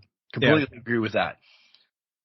Seth, he's held this now for a while. and I know what you're alluding to, and I'm not. Yeah. We'll touch on that probably here in a second. I don't know. Mox, that's going to be the one hard for me to say no, because he is their workhorse. Have it be MJF that goes down, or Adam Cole that goes down, or somebody. There's a comfort level that you can boom, throw it right back on Mox. He doesn't have the, I don't want to lose to Swerve, or I don't want to lose to Keith Lee. He doesn't give a shit. He will always be transition for the best of the company. And I mean that nicely. Yeah. He will do whatever. So I'll give you like I'm in charge of this, but I don't know. I'll give you all of those, yes. But put an asterisk on Mox more so than Seth. Okay. That's fair. Because if we're going to talk about anything with Seth in another bold prediction, I don't think it happens in 2024. But January 1st, 2025 is a different fucking story. That's fair. That's fair. All right. Okay. Right. What's your next one? My next one is WWE/Trips tries working with other companies due to the fact Megastar 1 and Megastar 2, Seth and Becky, contracts are up in June. They're noted saying a lighter schedule, hanging out with the kids, this, that, and the other thing would be fan-fucking-tastic. Well, who has a lighter schedule? AEW. Mm-hmm. But they also get to go, if they want to take, Child to Wrestle Kingdom or Magic Kingdom. I didn't mean Wrestle Kingdom. Magic Kingdom in Japan. Seth and Becky want to go other places and wrestle, I would imagine. I know, that, yes, they're both a little bit older in their career, but they're still younger than us. Why not? So I think it is something that WWE wants to do. Have it be New Japan? I don't know. Have it be someplace. I think they just see there's boatloads of money between AEW, New Japan, AEW, whoever they've worked with out there. Yep. And now that it's not WWE, it's the whatever thing called. They understand Becky and Gula, and I know I butchered her name, and I know her contract's running up, but Becky showing up at a Stardom, or Seth showing up at a New Japan, yeah. I mean, the writing's already on the wall for that. I think they're sending Regal Sun to AJPW, All Japan Pro Wrestling, very soon. So it's already starting. Honestly, didn't even know that. I was wondering if you did know that or not. But yeah, I believe Regal Sun is making that trip to All Japan Pro Wrestling in the coming week here to do some promotional match and whatnot. So you're right. That may be your bold prediction. That's probably the closest to coming true, because it's already starting. They've already expressed that. They've already done things where they sent Shinsuke overseas for Muda's retirement. I know that's a special occasion type thing, but it's still the olive branch is being extended type Which deal. it's unheard of from WWE. It is very unheard of. And I think WWE, Trips, and Endeavor recognize we can have two separate companies, but we bring them together. The olive branch is kind of, we're fine. It doesn't have to be right. We're at odds at all times and we can't mention them. Yeah. Okay. We've talked about it a lot, so I'll just give this prediction. I do think Seth and Becky move on. I think they find a home in AEW with the lighter schedule in that. I think it's too tempting. I think Rebecca Quinn and Tyler Black find something new in that. And that's why I say Seth is my one that I don't know. Right. And that's why Could sniff it. It's 6 months, though.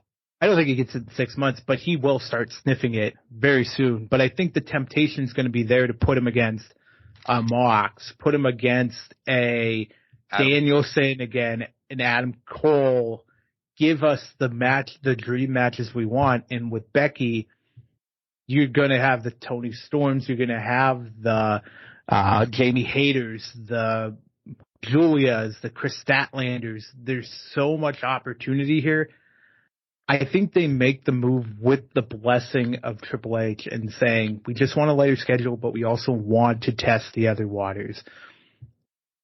And God forbid everything burns down when Seth and Will Ospreay cross paths. Right? Listen, Trips in a 3-year deal. Yeah. We can still come back into the Legends. If we don't like the AEW thing, we can come back into Legend. And if they could negotiate an out or something, maybe they can make it work. Maybe we can have a backstage brawl. Exactly. Find a young talent, punch him in the face, and then tell Tony Khan, Jack Perry, you're coming for him. Yeah. Find Jack Perry, bring him back, fight him.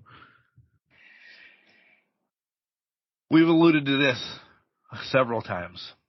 AEW, a la Tony Khan, announces there's a figurative head coming because there's times we say this, what the fuck is going on?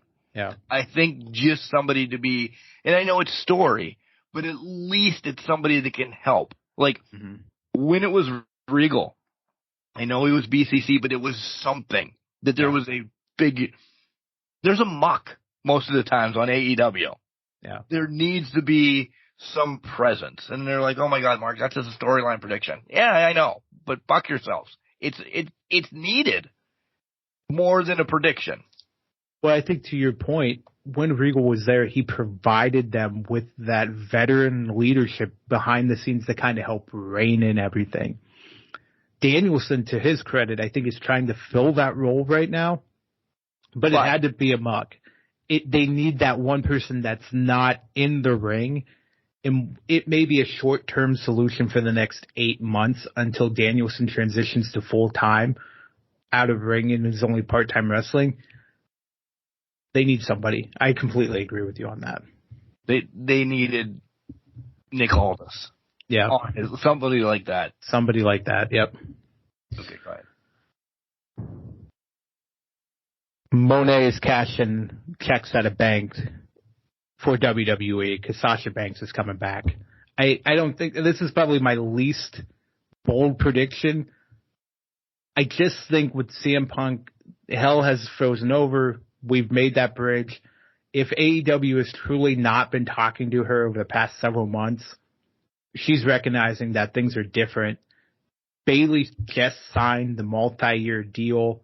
To me, Charlotte too, that solidifies that they're coming back. She is coming back, especially the Bayley aspect, because I think Bayley would have left to go be with her. Now it's a done deal for me. Yeah, I was gonna write that one, but it's such low hanging fruit. But yeah, TNA and NWA work together on a pay-per-view. And it's not garbage. Because TNA, and I'm not saying Impact, because remember, January 1st, it turns back to TNA. Yeah. Scott D'Amore is more in charge than Corrigan. Having more of NWA talent on this, and there might be a sale, essentially. So they work together, and I'll say it again. Corrigan's out by the end of this year, because it is just as bad as it was last year, and there's a little bit of a glimmer of hope, it's still not good. No. And I will continue to watch and support and do whatever, because now you're losing some of your younger talent, a la Nadia Rankowski, and the Henrys down there, the tag team champions are looking to go someplace else, da-da-da-da-da. I've said their women division is good in NWA. TNA's, I really like their women's division. You switch them and get them all intermingled, I think you actually have a solidified number 3-4 company then. Yeah. Compared to they're a good indie company. Because that's what I consider both of them as. So I still am just pushing that they do something and they see that, hey, this is going to work better if we just fucking merge. Because there's hope. I love the NWA. I do. Not this year's NWA, but you know what I'm saying. The old school presence that I just hope that they turn it around. Yeah. And I think the partnership with TNA could be just what does that, even if it's a buy-sell situation where we're testing out intermingling everybody, but we're really setting up for that transitional buy. I would agree Billy's probably out by the end of the year because I think this is just too much for him right now. Yeah. How many more you got left? One massive one. Let's drop that. Not massive as in, like, it's just a lot of comings and goings. I'll put it that way. Let's drop that one because mine's kind of a joke one. So I want to drop yours. Okay. You have one left then? One left, yeah. Okay. My massive one is just people moving here and there. I completely agree with Jenks, Seth, and Becky. I really do. AJ Lee is now coming back to WWE. Legend status. Yeah. Maybe does what Trish did this year. We'll see how she goes. Andrade goes back to WWE with his wife. Okay. Even though he's put on bangers in this, we've talked about it in nauseum about how family likes being together with family. Yep. Charlotte's, I think, what is it, a 95-year deal? Essentially, never letting her leave WWE. Yeah. Andrade wants to be with her. I know he likes doing the CML, but this is like kind of, hey, he's somebody for the Lucha Libre style that Trips can lean on. Yep. Drew and Sheamus are heading to AEW. Okay. Done. See ya. Drew, I think, he's checked out for a while. Sheamus is going to sees his buddy. I don't think they come together or anything, I think, but in term, because I think Sheamus' contract's up as well. I'll give him his props. LA Knight wins a mid-card title. Doesn't go over well, and it's a short-term championship. I just think he's a great promoter. Yeah. It just gets old. AEW is going to get a little bit something as well in return. Selena Vega's going over with her husband. Mm. And I think she'll do well there. Yeah, I agree. One, because, I know she's got the deal where she can still Twitch and stream, but I think there's still a little bit of animosity between her and all of WWE because she kind of started this in a union and da-da-da-da-da. I think on top of that, everything that they've done to her over the contract, she's definitely like, I'm done with this. And I do have a joke one, too. I didn't say it last year. Gonna bring it back around. Tessa Blanchard's coming to the AEW. Kidding. I don't know. I said it for like 3 years. Might as well. I can't disagree with any that you just said, from the returns, the comings and goings. I understand all of those. My joke one is that by the end of 2024, Mark will be the most corrupt commissioner in the game. In the game. It's a new era. I'm trying not to be the devil's advocate. But sometimes when you try not to be the devil's advocate, you become the devil's advocate. We'll have to see. I guess we will. Some things just never change in life, do they? Oh, Bold Predictions show. I love them. Bold Predictions, Crushie Awards. Hope you guys had a blast with that. Listen, maybe Max is tired. Not going to go completely in depth about World's End tonight. We'll do a great coverage of it, but let's take a quick break. We'll come back with predictions of like just the winners and everything, so you guys can go and watch it because we're 3 hours deep. This is referee Joe Mandak, and you're listening to Can Crusher Podcast, the podcast that opens the proverbial can of whoop ass. We've hit it. It's time. It's the end of 2023. It's the end of the Crushie's award ceremony. In some aspects, it's the world's end. And now it's time to bring it full circle. Yes, I did that, Mark. You're welcome on that. And anybody listening, welcome back, everybody, to Can Crushers Wrestling Podcast. Mark is shaking his head defiantly. It's time to talk World's End. It's the end of the world as we know it. And I feel fine. I feel amazing. We just did the Crushies. We did. Now we're talking about pay-per-view of 2025. Woo! All right. We have 11 matches as of recording. And titles on the line. And titles on the line. 0-hour matches included, plus an all-star 8-man tag, plus a bunch of other shit that's going on. So let's start. We're not predicting the Battle Royal. I'm throwing that out there. We can't, yeah, there's no way we can predict it because we have no idea who the hell's in it, right? Let alone what's going to happen in that. 20-man Battle Royal will be happening. There will be a winner. So there's your prediction of that. Watch, yes. I lose on that one because it'll be a draw of some fucking... I'm not even writing it down. I'm not even writing the Battle Royal down. All right. Let's start with the other one that's on the night. Are you watching it live? I'm being a dick. Are you watching it live? That is my plan as of right now. Are you watching it live? Yeah. Oh, yeah. Yeah, the world shut down in this little area right here. Boom. We're watching. All right. FTW Championship, the other match on 0-hour. Hook, Wheeler, FTW rules. Mark, who we got? It's not time to take it off Hook yet. Like Wheeler's kind of in a funk. I mean, Wheeler's the pure champion, so yeah. Why does he want? Yeah. So Hook for everybody around. Yeah. Okay. Main card time. We'll go with one of the 8-man tag matches. Jericho, Sammy, Sting, and Darby versus Starks, Big Bill, Hobbs, Takeshita. It's got to be Jericho, Sting, Darby, Sammy, and whoever else you want to throw in there from your goodwill towards men. Yeah. Listen, because I honestly think there was going to be a title change. Mm-hmm. I do too. Here. To set up stuff with the Bucks, yada, yada, yada. This is just like, well, we don't know what to do, so give Jericho a win. Yeah, pretty much. I mean, that's literally the only thing they're doing here, and they basically gave it away with Sting being added to the fold of the whole thing. So doesn't lose a match the rest of his career. No. Maybe Revolution. She's only got maybe two matches. Two matches left. Yeah, 1 to 2.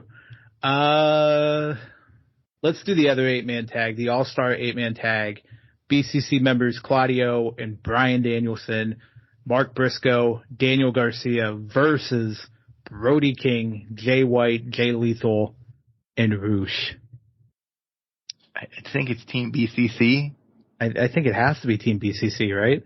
Right. Because, listen, what they all just did in the tournament, not going to finals, putting on great shows. Downfall Brody takes the loss again on my other side, but I think it's Team BCC. I'm thinking it's Jay Lethal because Jay Lethal has been the only man in that match and in this tournament that hasn't won a damn thing. So why take out Jay Lethal? You know what I mean? So I think it's Jay Lethal, but I agree with you on that. So this is looking good for my title reign so far. Or even. But let's do Andrade and Miro. I would say, because you've done the past two, so let me do this one. If Andrade's truly leaving, I think this is Miro. I'll go Miro. But I could see Andrade's going to be the exception to the rule type thing, if that makes sense. I think Miro wins this. I think him and CJ come back together. We're done with this whole CJ's going to manage other people. Completely agree with all of that. And my caveat is CJ there? Because with the whole surgery and everything. Is she even involved? Yeah. Is she even involved? But, yes, I think this is the precursor to, if not happening tonight, it is the precursor to Miro goes back with CJ. That's an interesting... And Andrade had a great tournament. He did. I think there's something to be said. If Miro wins tonight, Andrade becomes dependent on CJ as a manager, and it helps further her status in the company. Because when she's around, he wins, and when she's not, he's been losing. So I think this further kind of cements that too. So it'll be an interesting way to play that off. Maybe they can shake hands and be a tag team. Maybe. That's potential. Both they understand that they need CJ. It's quite never possible. thought I'd be saying that before about Lana in my life. But I digress. CJ's a different person than Lana. Touche. All right. Let's go now we'll go TBS Championship. Julia versus Abaddon. I'm going Julia. I think you're going Julia too. I'm writing Julia down twice. Yeah. I mean, we love Abaddon here, but there's just no way. No, there's no way. Glad she's getting a pay-per-view match. I think this is one of the matches, if they want to do some pokey stuff, to get maybe a Rosa to be the next challenger that solidifies Julia's reign even bigger. Yeah, this would be it. No, that's fair. I agree with that. All right. Swerve or Keith Lee? No, easy. You just gave him half of the male wrestlers. You gushed over him. He loses to Keith Lee. I'll be pissed. Legit pissed. Nothing against Keith Lee, but I think if he were to lose to Keith Lee, it would be because the Mogul Embassy turns on Swerve, and that's just not happening. No. That's not in the cards. I think there's time that Swerve turns on the Mogul Embassy. Yeah, there will be a time when that happens, but it's not happening yet. No.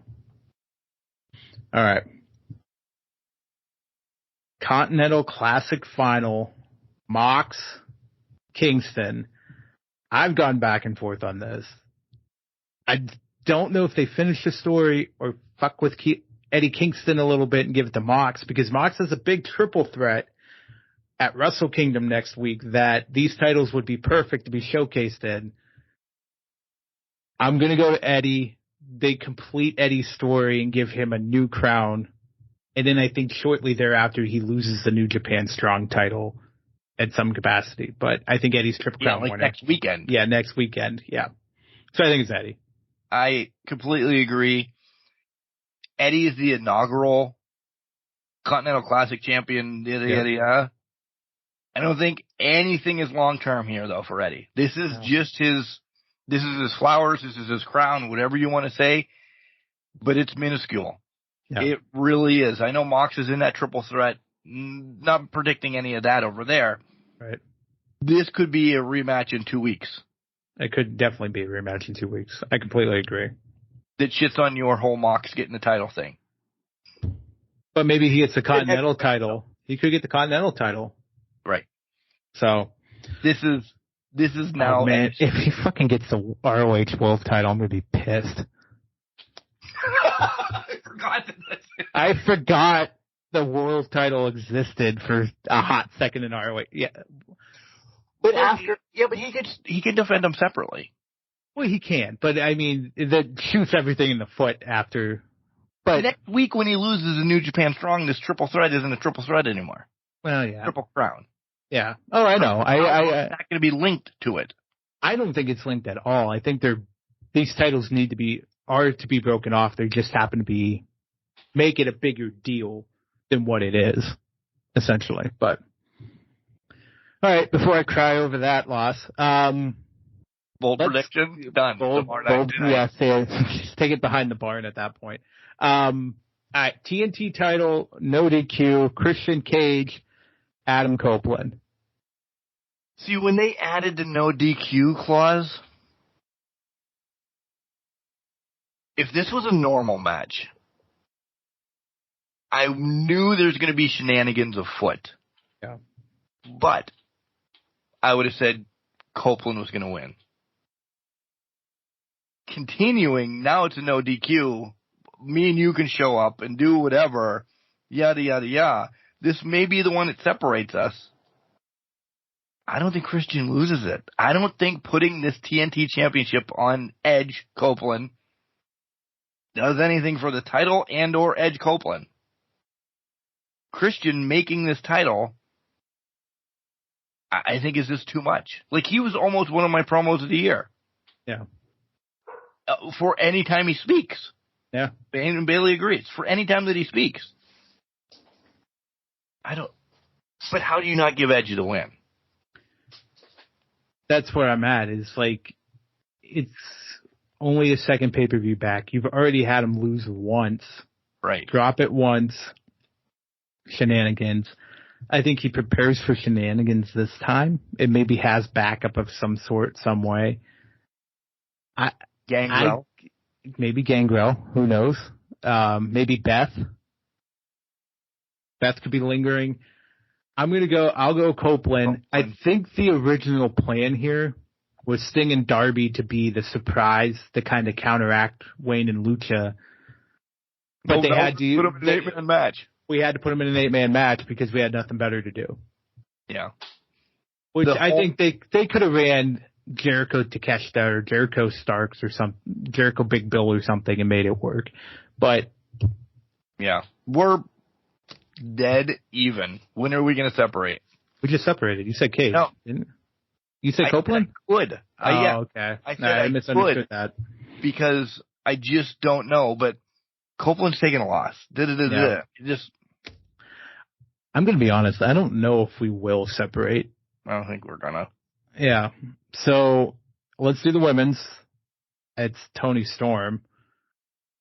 I think there might be a return, maybe. Oh, yeah. During this, but I think it's Toni Storm right now. Rio's going to get jumped. It'll be shocked. Yeah. If Riho would win this. 100%.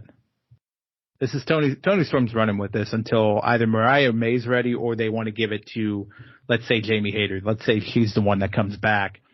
They want to give it to Hayter. Give her back the title. Hayter returns tonight?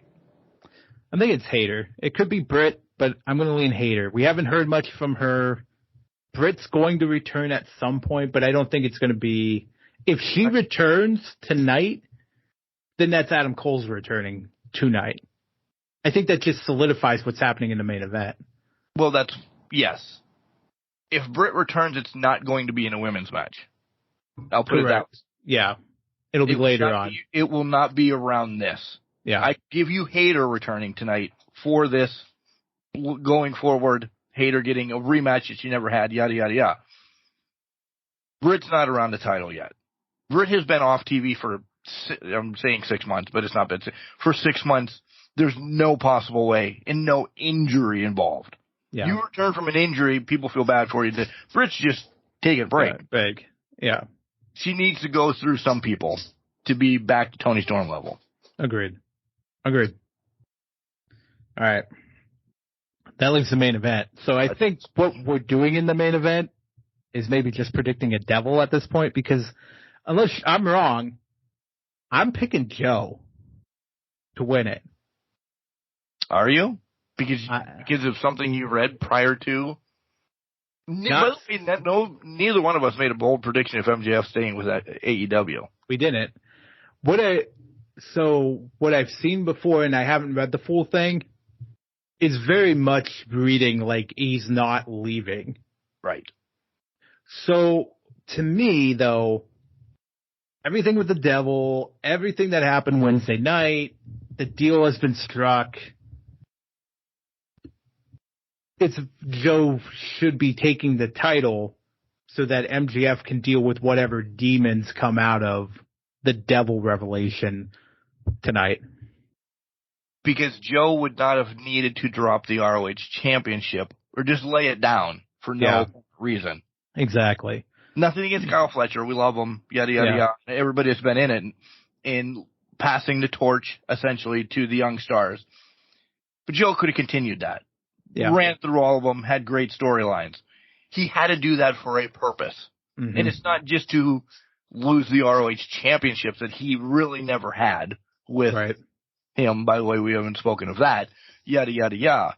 But, yeah, we are just predicting the devil. To go back to your first question, Joe leaves with a championship. Yeah. And we're not even predicting the devil because we've predicted it for 6 months. We know who the devil is. I knew who the devil was as soon as it happened.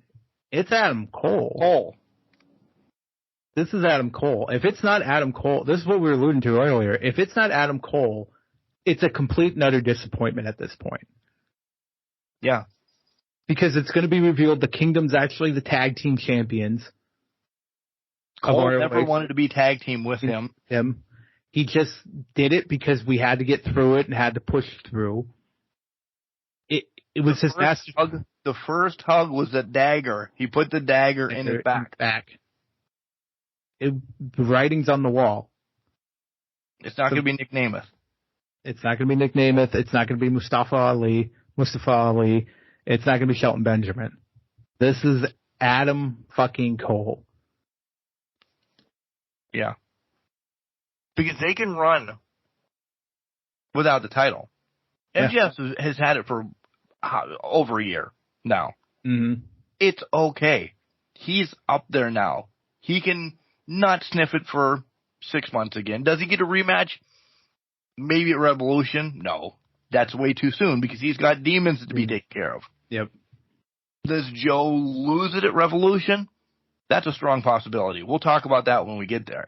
Yeah. Because I don't think he is a long-term champion. He's clearly a transition to move to Swerve, somebody like that. We build stuff for the next 3 months following tonight. Yeah. The only reason this pay-per-view is named World's End is because MJF's world comes crashing down. Right. And you have to have him be prepared as the show ends and he is fucking crippled from being beaten down, him to go off on Tony Khan again. We don't see him for 1 to 2 weeks because one may be as of injury and his negotiations. MJF's getting a break, folks. Yeah. 100%. He's just, between him and Danielson, they've just carried the company for a year. They're beaten down. They're broken down. They need the break. Yeah. This was easy to predict. This is a very predictable show. It is who is the devil? And does Riho get a win? No. And with that being said, Abaddon is your new TBS champion after all of this. Bailey hated that. Oh my God. You want to see me go off next week? Because my girl just lost it? Oof. All right. This has been fun. It has been long. It has been fun, long, great, amazing. As recording, I get to now go call 4 basketball games tonight. Woo. So. Fun times. Fun times. What do you have scheduled for the week real quick? Return to work is next week, starting on January 2nd. I'm back in office. What else I got going on?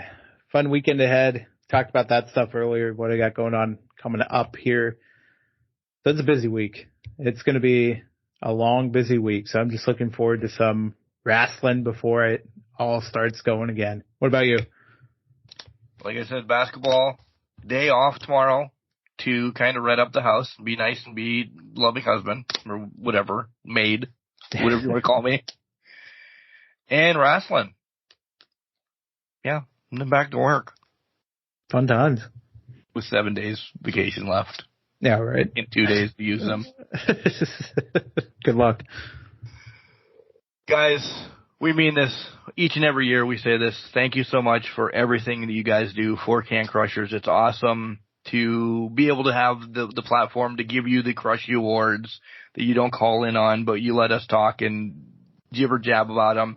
We really love the show to just let you know these are our thoughts for the whole years. Thank you. Thank you guys so much for listening to us gravel on, talk on, ramble on. Appreciate it. This is our thoughts, our goals, our bold predictions to get wrong. I think we'll get one, and it's Mark will be a corrupt commissioner. We'll see. Just because you're trash doesn't mean you can't do great things. You're a garbage can, not a garbage cannot. Make sure you tell your loved ones that you love them. Because you never know. Happy New Year! Happy New Year!